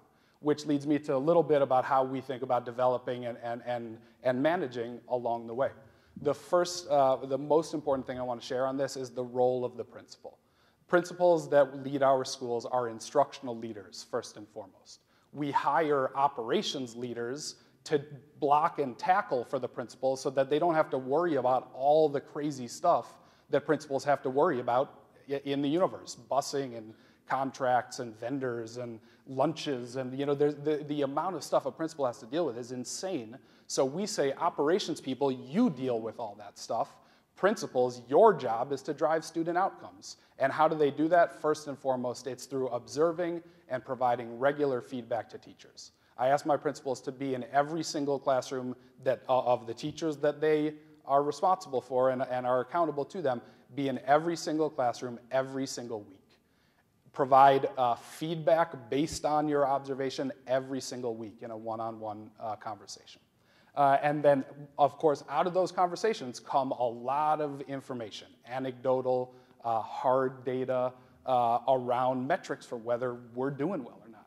And then either you're letting a high performer fly, you're driving a kind of a midland performer and trying to help them be great, or occasionally you're having more challenging conversations with someone who you're, quite frankly, not happy about the fact that things are going the way they are when you think about it through the lens of the dignity of every child that's sitting in front of them every day. Thank you very much to all of you. Let me, with the time we have, let me pose a general question, and either any of you can take it on or all of you can take it on. And it just occurs to me as I listen to you talk about the challenges you face in your respective jobs. And the question is about Minnesota Nice. I will never forget, I'm a native Minnesotan and I grew up here. I'll never forget the time about a dozen years ago where I moved back to Minnesota with my wife Tanya, who actually grew up in Miami, in fact, in Liberty City, and was practicing law in DC and things, and she was working in the St. Paul schools at the time, and she went into her first meeting, and I was there as well, and presented some big change plan that she thought was going to get everybody angry, and she walked out and she said, "I think that went well." And of course, I immediately said, "It was terrible. They hated it." And she said, "What do you mean? They all said it was interesting." And she's like, "I don't speak Minnesotan here," kind of a thing. I just want to pose a general question, because also at the same time, Michael, you mentioned the support for education in this community. Is Minnesota Nice, as we try and get at the tough work of really getting at this done? Is it an asset? Is it an impediment? Is it something that you guys think about at all in your work, in your organizations? Well, coming from Boston, and where people tend to be more direct and confrontational, certainly there's a difference in culture between East Coast and Midwest, and especially being Minnesota. I think that sometimes I would agree that it is a helpful trait, but also sometimes when we get into a difficult conversation, is hindrance. Because there are certain topics that we are uncomfortable talking about. For an instance, would be issues of race. I'm sure if I say race, some of you are saying, "Oh my God, do we really want to talk about that right now?" But the fact of the matter is, some of our kids, whether we believe or not believe, or we're comfortable talking about it, are falling behind, way behind for unexplained reasons, other than the fact that we have a very defined perspective, or as Eli talked about, this whole issues about expectation or the gap that we are experiencing with some of our kids. And when we talk about achievement gap, there are many different gaps, and I say gaps. And one is really our expectation. Some group of kids will succeed or not succeed. And I think sometimes our culture, our value system, how we were raised, those of us who are Lutherans, in terms of our beliefs and being nice, that gets in the way of really having a robust community debate and discussion about what's happening. Where that I see in other communities that I've lived and worked at are far more willing to engage in this conversation, or more importantly, they put it on the table to discuss publicly. So issues of race and what role does race play in this role of expectation, all kids can achieve the level of graduation. So a lot of our kids right now are falling far behind, to the degree where you have a subset of our community group of kids, African American kids, American Indian students, Latino students, where poor kids are graduating in 20 to 30% rate in four-year graduation rate. So as we heard from the superintendent from Miami talking about Miami Miracle in terms of how it is in fact important in terms of creating a pathway for high school graduation and college, and to the degree they're able to solve that particular riddle. And the riddle that we also need to talk about is what role does race play in our schools, in our community, and some of our teachers? And I think there's nothing more important than great teachers, more important than superintendents, some of us up here, all of you here. I think that is a paramount to have a great teacher. I have utmost respect for having a great teachers, but not all teachers expect the same level of outcome from our kids just because of their race. And that drives the broader discussion of gap and expectation that we need to really talk about publicly. So to a degree, one of the things that I'm hoping to engage with our partners, all of you, in terms of Generation Next discussion is about community engagement, about what's happening in our community, about talking about achievement gap issues, about rigor expectation. Why don't we have a degree of rigor and expectation of some of our students? And what does race play on some of this our discussion piece? And what, to a degree, how do we want to begin to tackle that issue? I know some of superintendents of Minneapolis and St. Paul have begun to have this conversation, especially St. Paul, about race and equity. And I think we need to have a much more public discussion, as we have seen from Miami and others, having much more community-wide discussion about very difficult subjects such as race. So I would agree. Sometimes it's helpful in terms of being polite, but sometimes it certainly gets in the way in terms of our debate. Thank you. Reba was going to jump in. I just want to throw in, one thought, and I do want to point out, Michael, you brought up both race and religion, which is making a lot of Minnesotans feel very uncomfortable right now.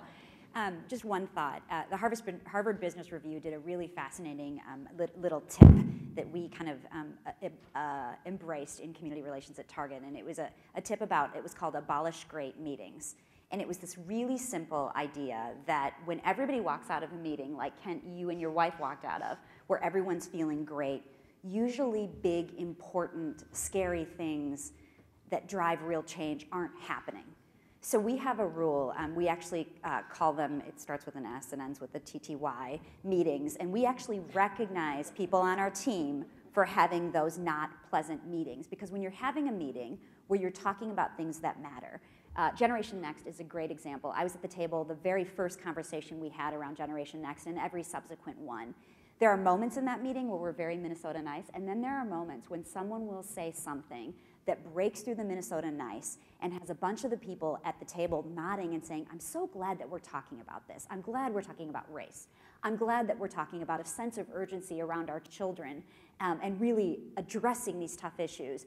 Now, it's going to be interesting when the data comes in, and as funders, we have to make tough choices about what we're funding and what we won't, because the data doesn't show that. That is when a lot of that word I mentioned is going to hit the fan, but I welcome that. So I'd suggest to you the idea of abolishing those great meetings where everyone agrees and feels good, because this work is not about all of us feeling good. This is about us making tough decisions, and to the superintendent's point, putting kids and their achievement and their dignity at the top of our list. Yeah, I know Eli and Rasul want to jump in on this, and then our time is limited. Please. Although I wasn't born in Minnesota, but I've lived most of my formidable years in Minnesota. I went to school here back in the 70s. And I recognize about Minnesota nice. I think we're at the stage of, this state at least, with resources being cut, even they're coming back based on what we heard yesterday from the governor, we could have crucial conversations. There's nothing wrong with having crucial conversation in a civil manner, which actually support the notion of Minnesota nice. Let me give you a scenario.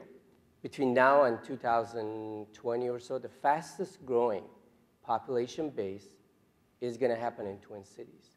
And it's not going to be white Anglo-Saxon individuals who live in Lake Wobegon. It's going to be people like me. It's going to be people like Michael mentioned, their profile and their attributes in terms of their completion. And if we feel as a community there are going to be jobs for these individuals at a 4-year level or 2-year level, gainful employment that are way above minimum wage and they're decent, livable wage, whether they're in a baccalaureate degree or two-year community college degree, whether in different sectors, manufacturing, health, business, IT. It's going to be the people that actually were failing. Now, I'm not trying to blame things on individuals in this room, but individuals are actually having achievement gap. And this pipeline that I'm supposed to be able to take care, I'm in the middle of the pipeline. I get individuals from K through 12. I do something with those individuals, try to give them a two-year degree. They earn a two-year degree, or they transfer, and or they transition into a career with gainful employment. That pipeline is going to dry because transfer institutions are not going to receive these individuals.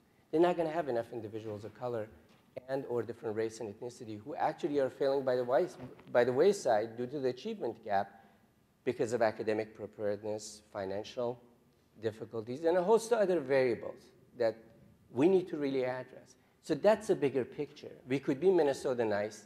You know, I hear that a lot. I've heard it for the last 35 years, even if going to different states and coming back. But we need to have a civil, crucial conversation. What is it we need to do as a system in order to make sure that these students are successful? And it's all on us. If we don't, in my case, St. Paul College is a very diverse community college. 59% of students of color and minorities. That's the first and the last stop for that individual in his or her academic journey. A number of my constituencies are coming from refugee camps. If they don't make it there, they're not going to make it anywhere else. A lot of my students are coming to me are undocumented. If they don't make it there, they're not going to make it elsewhere. African American student male are the fastest growing population base in my college. If they don't make it there, guess where they will be going? They become liabilities versus assets. So I encourage us to have crucial conversation in a civil manner. Being Minnesota nice is good, but when the emperor or the elephant in the room is naked, let's acknowledge it. Let's see what we could do as a group of villagers. It takes a village to make things happen. What do we need to do to make this happen? Yeah, thanks. A brief comment to add on this. Is that still on? Yeah. A brief comment to add on this is I think when we talk about Minnesota nice, we're mostly talking about a means, a way of interacting with people. Which, having grown up here myself, I know exactly what people are talking about. There's another element of Minnesota nice that I know that I certainly am deeply proud of, and I imagine many folks in the room are also very proud of, which is more about ends, which is the kind of state that we know we are, know we want to be, and when it seems like we're not living up to being the kind of state that we know we want to be, that part becomes challenging for us, right? So there's this way of interacting, but there's also this trying to be a bit of a city on a hill or a state on a hill, the best in the nation at quite a few things. What I think the problem is, and what I think people are speaking to here, is that sometimes A gets in the way of B, and I just wanted to offer up one way that I think about this, one way that I talk with my staff at Hiawatha Academy is about how we build a culture that is both united in purpose, aimed at the right goal, but is also a pleasant place to be where we're not it's not slash and burn trying to knock each other down, is that we talk about doing the right things, right? Having the right goal in mind, doing them for the right reasons, a high level of integrity and sort of openness and honesty, and also doing them in the right way so that we are treating each other with the dignity and respect that's going to make people want to come back and be part of a team the very next day. And the final piece of this is even when it's hard. So doing the right things for the right reasons in the right way, even when it's hard. And that's why I think Minnesota, no question Minnesota can do that. We can live up to this challenge. Let me pose, lots of people in this room are leaders in very different spheres of hopefully improving outcomes for kids. And so let me just ask the four of you, and again, I'll open it up. Is there a device that you personally use to try and make sure that you're keeping the main thing in your work? And I'll share an example, and it sort of is by way of introduction. I don't know if the commissioner is here or not, but I was talking with Commissioner Cassellius about her work, and she told me, you know, the governor released his 7-point plan for improving education, and she told me, I keep it next to my desk, and when I feel we've gotten close enough to one of the points, I actually put an X by it. So every time I sit down, I look at the 7-point plan and I get a nagging sense of, whoops, we haven't done high schools yet, or something like that. Are there things that you all do in terms of your own leadership to make sure that you're not sort of getting distracted and going down roads that aren't going to get you where you need to go for your organization or for kids? From my viewpoint, we are there for our students. The students are our #1 priorities. We have a 8x11 card with 3 passages on it. The students are the most important individuals coming to campus. Without the students, there wouldn't be any institution. They're not a burden in our daily function of things that we do. They're actually, we're privileged that they're here. And we operate based on that. And there is a place, room, a space for every student. In my view, when you walk through the halls of St. Paul College, there's something for you, whether you want to be a welder, or you want to be a nurse, or you want to take your pre-med 2-year liberal arts and transfer to University of Minnesota or any of the state university system, there's a place for you. Whether you're a non-English speaker, you're learning ESL, there's a place for you. So the focus on the student. And I call ourselves a non-frill college. By that, what I mean is we have not faced mission creep. We do not want to be a 4-year university, 4-year college. We are what I call a vanilla flavor, very sound foundation in terms of our education and services we provide, but the focus is on the student, their success rate. We have metrics, basically you were talking about green, yellow, and red scorecard. Every one of our programs has a green, I didn't want to be that drastic, red, amber. Green and amber, and I think is red, is the whole thing is, if things are in amber, we got to do something about it. Mm-hmm. And we use national surveys like student engagement surveys, PACE, to assess whether our students are satisfied. And if they're not satisfied, it's done every year. And we look at that data, and we make changes, whether it's in the student development, whether it's in curriculum and instruction, programming, whether it has to do with the aesthetics of the college. So students are #1 focus for us. And if the students were not there, it'll be a pretty empty building next to the cathedral, between the cathedral and the Capitol for sale. So it's very simple. It's all about the students at St. Paul College. Yeah, the theme of being relentlessly focused on understanding which students you're trying to serve and what you're trying to be came up in the discussion some of us had with Superintendent Carvalho last night. I'd always wanted to hear him talk about the Miami Parent Academy because, of course, we have parent academies and things here. And what was fascinating was he said when they built that, they made a conscious decision not to try and build it for all parents. So we're going to serve these parents because they have a particular need. And, you know, all of us who work in organizations know there's a tremendous temptation to try and serve everybody because everybody has needs. But if you're not able to stay focused and say, this is our niche, this is what we do, you don't get the results. So any other personal leadership examples of how you keep the main thing the main thing? Yeah, I think there are a few things I've learned in the course of my K-12 that I'm still learning, but 3 lessons learned, 3 things that I think I've learned from the work. One is there's no substitute, no replacement, no alternative to a high school diploma. I think is a paramount, and I think is a tragedy that is indictment on our community where kids are not graduating. When we know that will cause to degree a financial gap or the social emotional gap for that particular child in long term, and there's no reason why we're not competing, why the kids are not graduating from high school, because it's a solvable solution. There's a solution to the particular problem. So that's one lesson learned, that we have to do whatever we can to make sure kids graduate. And so that's a part of kind of the thing that I've learned. Second is great teachers. And President Obama calls great teachers nation builders. I call them community builders. It is so important for us to have great teachers, and you heard from Eli and others in terms of what makes some of our high-performing charter school work is having great instructional leaders, teachers. End of the day, we're talking about teachers. They're the one who will be able to break the cycle of poverty in one generation.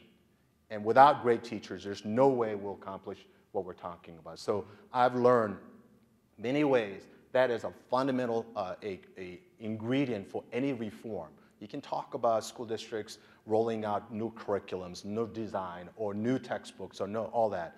Without having great teachers who are committed to our kids and you heard the passion that Eli talked about it, is really meaningless work. And so to me, there's a second lesson I learned is you have to have a very clear human capital strategy in your community, create a critical mass of great teachers in order for us to be successful. So that's the second part of it. Third is what we talked about earlier is school by themselves can't do it. We have to have a collective will in the community, all of us here, pulling same direction. And there has to be community will and community infrastructure to make sure we support our school system, support our superintendents, and support our teachers, support our building instructional leaders. And that has to exist in a community, and I think we have it in Twin Cities. That's why I came here. So we think there is a prerequisite skill sets needed, and there are community interest here. You've got very committed people, you can see it in the room, and I think that that is what is required, all of us pulling together toward this common direction in order for us to eliminate the achievement gap. So those are three things. Great, thank you. Yeah, Reba. Things. One, when we started our work in Target around education and really made it the centerpiece of our giving, we created a set of belief statements. They're very simple. A couple of them, we believe that every child deserves a quality education regardless of race or class. We believe that every child can learn. We know the importance of third grade literacy and helping kids on the path to high school graduation. Those belief statements are something that I have next to my desk that everybody on my team receives. And we say, if you believe in these things, join us, be part of it. The other thing that I wanted to mention is, for me, I'm not a practitioner. I don't do the heavy lifting. I'm not in classrooms. I'm not in schools. When I start to lose my way, or I start to maybe not believe in this being able to be done, I immediately call a partner and say, can I come to your school? Can I sit with your teachers? Can I sit with your students? And can you help me reground myself and refine my faith in what really matters? And it's amazing to me, anytime I spend time with kids, which I try to do on a regular basis, because in corporate America, you got budgets, you got all the stuff you guys have, and you start to lose your way. Just spending time with a child in a classroom or seeing a great teacher in action helps reground me, and this is why I do what I do. Any thoughts on that point, Elaine? Brief comment is, the first thing is about keeping the mission in mind, making all decisions, but particularly hard decisions, with the mission first and foremost in our mind. At Hiawatha Academies, our mission is to prepare all of our scholars with the knowledge, character, and leadership skills to graduate from college and serve the common good. It's not easy, but it's clear when things come up with students, with families, with teachers, with leaders. It's often very clear about what seems like the right thing to do if you have the mission first and foremost in your mind. And the second thing is just kind of a very brief phrase that I always keep front of my mind, which is do what works. This is not about grand philosophies about the right approach to curriculum or the right pedagogical language that we should be speaking. Should we be all the way over at structured, or should we be all the way over at Montessori?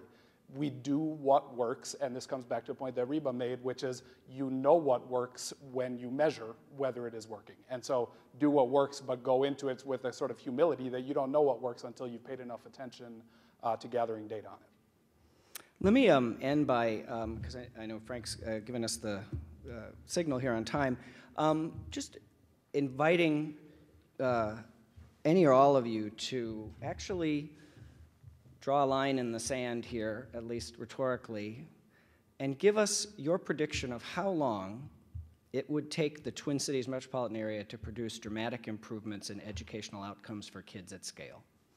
We just heard a story of that happening in Miami.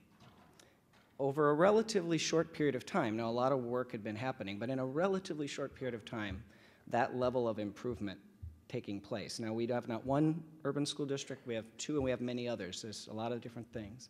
But does anybody care to actually commit an act of sort of personal accountability for saying how long, if we're sitting here X years from now and not looking at different outcomes for students of color and low-income kids and students overall, we haven't done our job?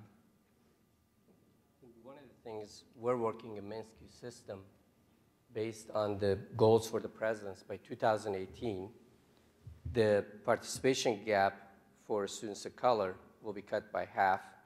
Their completion gap would be cut by 1/4. By 2018, 2023, which is 10 years from now, the entire gap for participation and completion rate, we're hoping will be eliminated.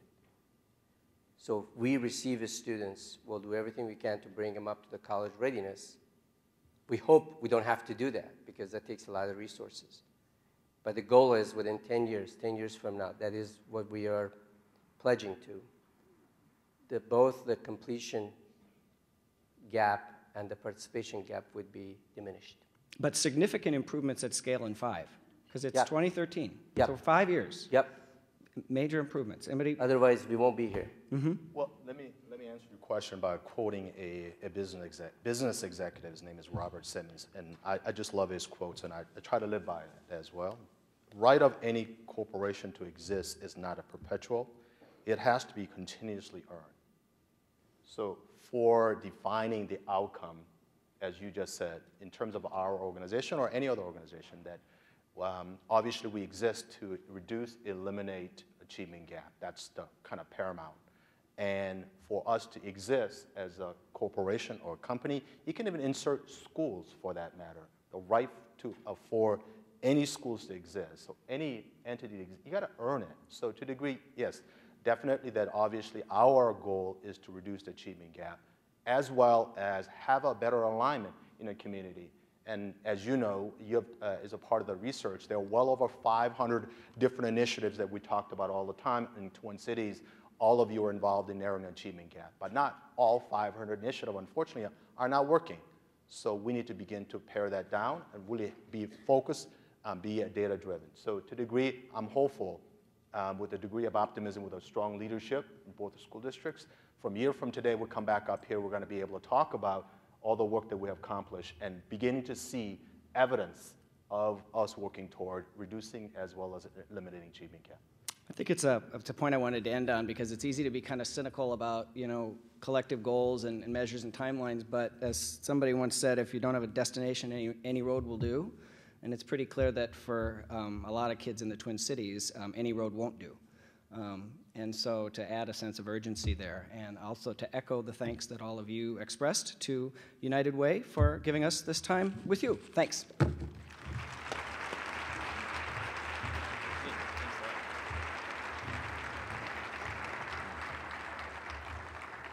My thanks to a wonderful panel. Thank you very much, and thank you to Kent Backel for his facilitation and the Minnesota Nice question in particular. It's nice to get that on the table. Let's get through that.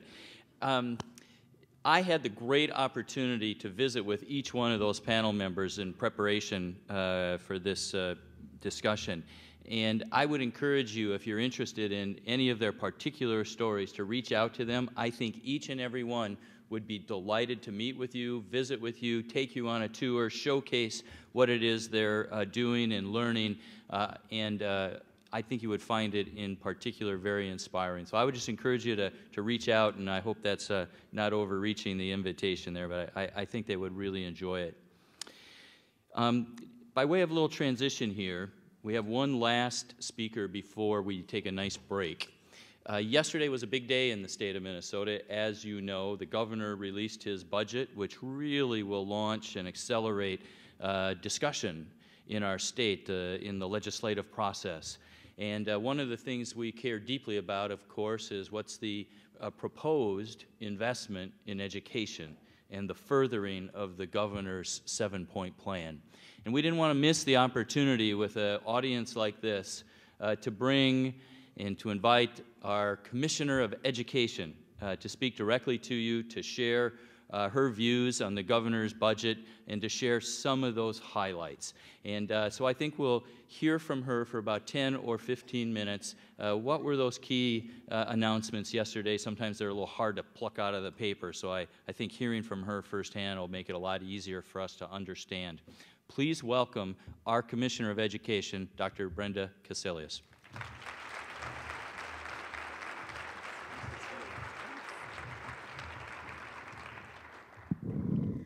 It's so much easier to talk to friends and about a budget that the governor is proposing, and all of you are so committed to children and all the work that you do.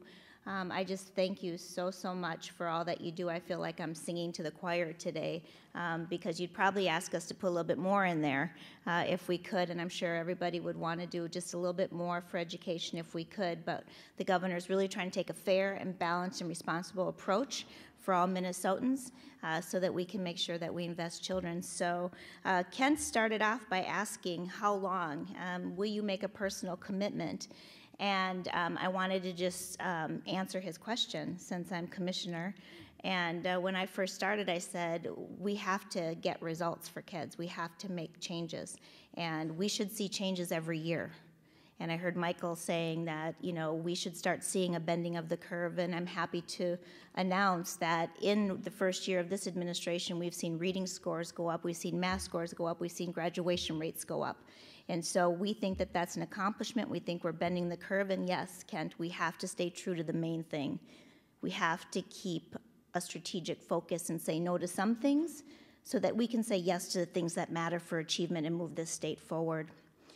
So yesterday, the governor released a very bold and forward-thinking vision for Minnesota, one that is fair and balanced, and one that ensures Minnesota is put on a strong footing, and one that puts children first, focusing on every single Minnesotan, ensuring that every single Minnesotan is able to get a job, and delivering better government for the people of Minnesota.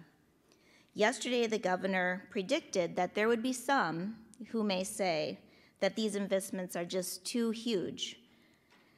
But he went on to say that the investments are ones that we just can't afford not to make. That investing in children is actually investing in all of us, he said. It's not only the morally right thing to do, it is in each and every one of ours economic best interest and our collective best interest as a state. In this budget, we see reflected the faces of children who need to get a great first start. And he invests over $64 million in pre-K scholarships for at-risk youth.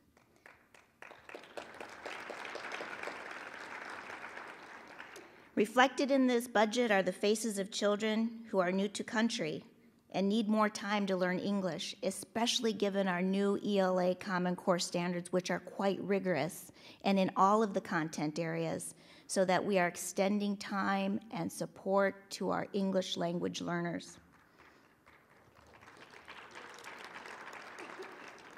Reflected in this budget is our commitment to attempt to take strides to fully funding special education for our children with disabilities. And reflected in this budget are faces of children who have yet to achieve their highest potential. This budget is a budget that has been put together for students who need the resources and teachers who finally need the resources to meet those unique differences that they bring to the classroom. And reflected in the faces of this budget are the children who will grow to lead us into our future prosperity. Again, we can't afford not to invest. I happened to attend the MLK breakfast, and it was Mary Wright Edelman who said, "Children only have one childhood, and that childhood is now." We cannot afford to wait for the results. And Kent so aptly said, we're all held accountable for that, and we have to start getting those results right now. In this budget, you see support for teachers, an additional $10 million for teacher evaluation to help them build their toolkit, an additional $4.5 million to expand our regional center approach to bring best practices to rural Minnesota so that teachers don't have to travel to St. Paul, but we go in their school classrooms and give them ongoing support so that they can talk about their practice and share their best practices.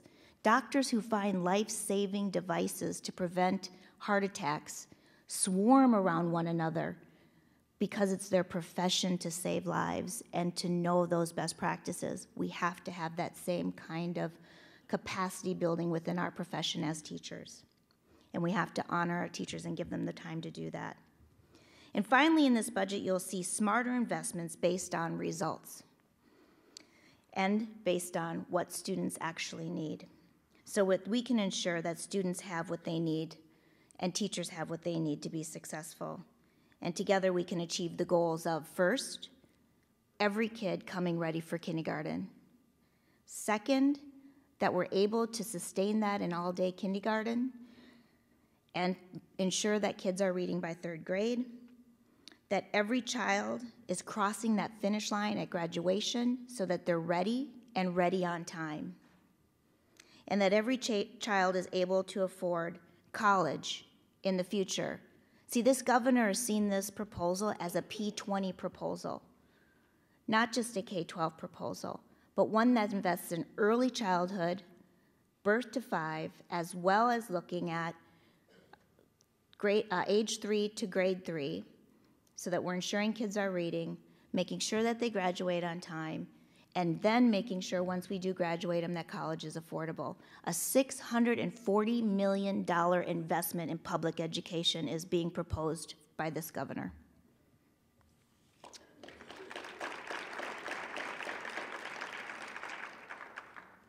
And again, our 5th goal, and this is our big, hairy, audacious goal that you read about with Jim Collins' book, Good to Great. The big goal that we set for ourselves with our new No Child Left Behind waiver was that we are able to close these achievement gaps by 50% within 6 years. And that is what we're holding ourselves accountable. We can no longer be at the bottom of the list of states for our kids of color and our kids with disabilities and our poor kids. We have to do something now.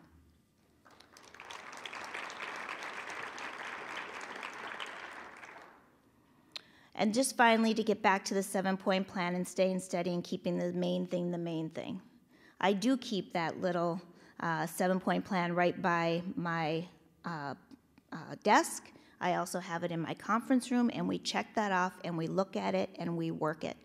And that's really, really important strategically to stay focused. And we are trying to do that. So we worked backwards in this budget to be able to create 3 major pots of money. The first is the basic and uniform.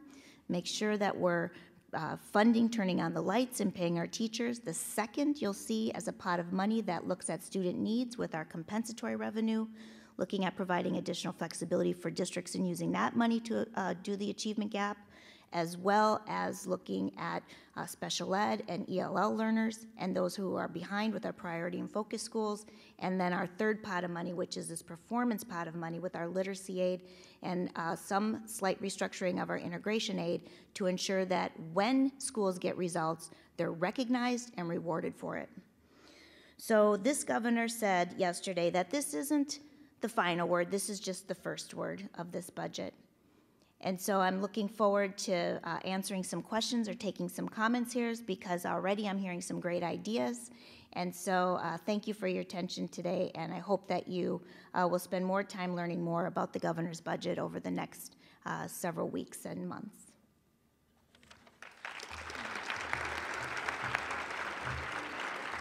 I think we'll take the questions just offline. Okay. Is that all right? Because I think we're right on time. Great. All right, thank you.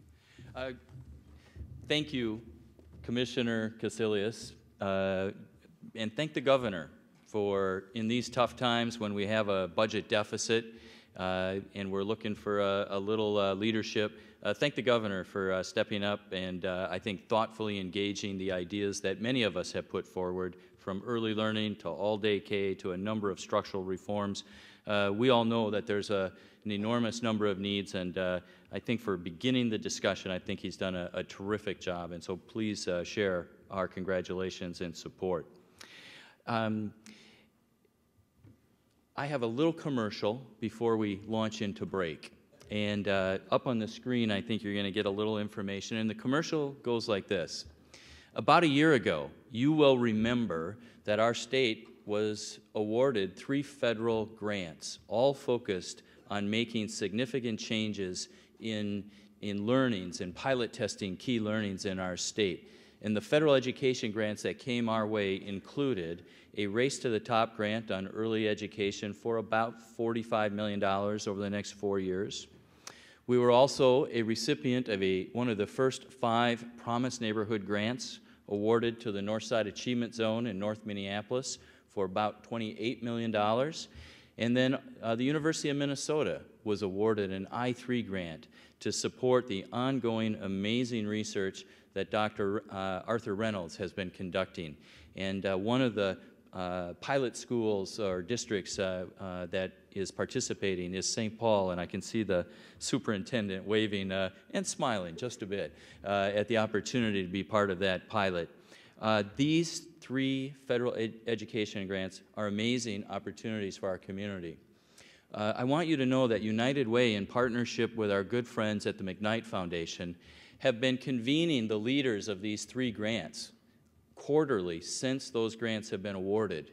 And the objective of those convenings is to make sure that these 3 grant recipients are communicating with each other, that they're sharing and aligning their efforts and sharing learnings, and that ultimately we get to a point that we're going to begin to share with you in about 30 days, or sooner if we can. We want to begin to share with you and engage you in this process, and we want to be able to share with you what it is that these 3 grant recipients are learning, what might be usable to you, and also we want to be able to hold ourselves as a community accountable for good results for these amazing resources. So we've put together a little website, still under construction. Like all good ideas, it may not march out perfectly, but I hope it's pretty darn good. And it will be known as learntogether.mn.org. Well, not dot. So it's learntogethermn.org. Got it right. And you should be able to find that. If you can't, you can log on to the United Way's United Front website, and you should be able to make a link. And, of course, if you can't, drop us a note. We'll get you connected on that.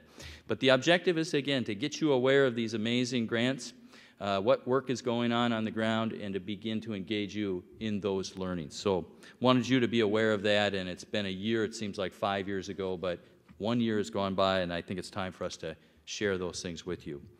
It is now time for a break. You are on a 30-minute break. We are going to be back here at about 11:30, and we have an amazing lunchtime speaker, so I don't want you to be late. What we have lined up for you is outside this room. There are some buffet lunch opportunities. I encourage you to take a break, go through the buffet line, come back in here, and be ready for our lunchtime speaker at approximately 11:30. And we're looking forward to kind of finishing up this day with a robust keynote at lunch and some good table talk discussion. Thank you very much.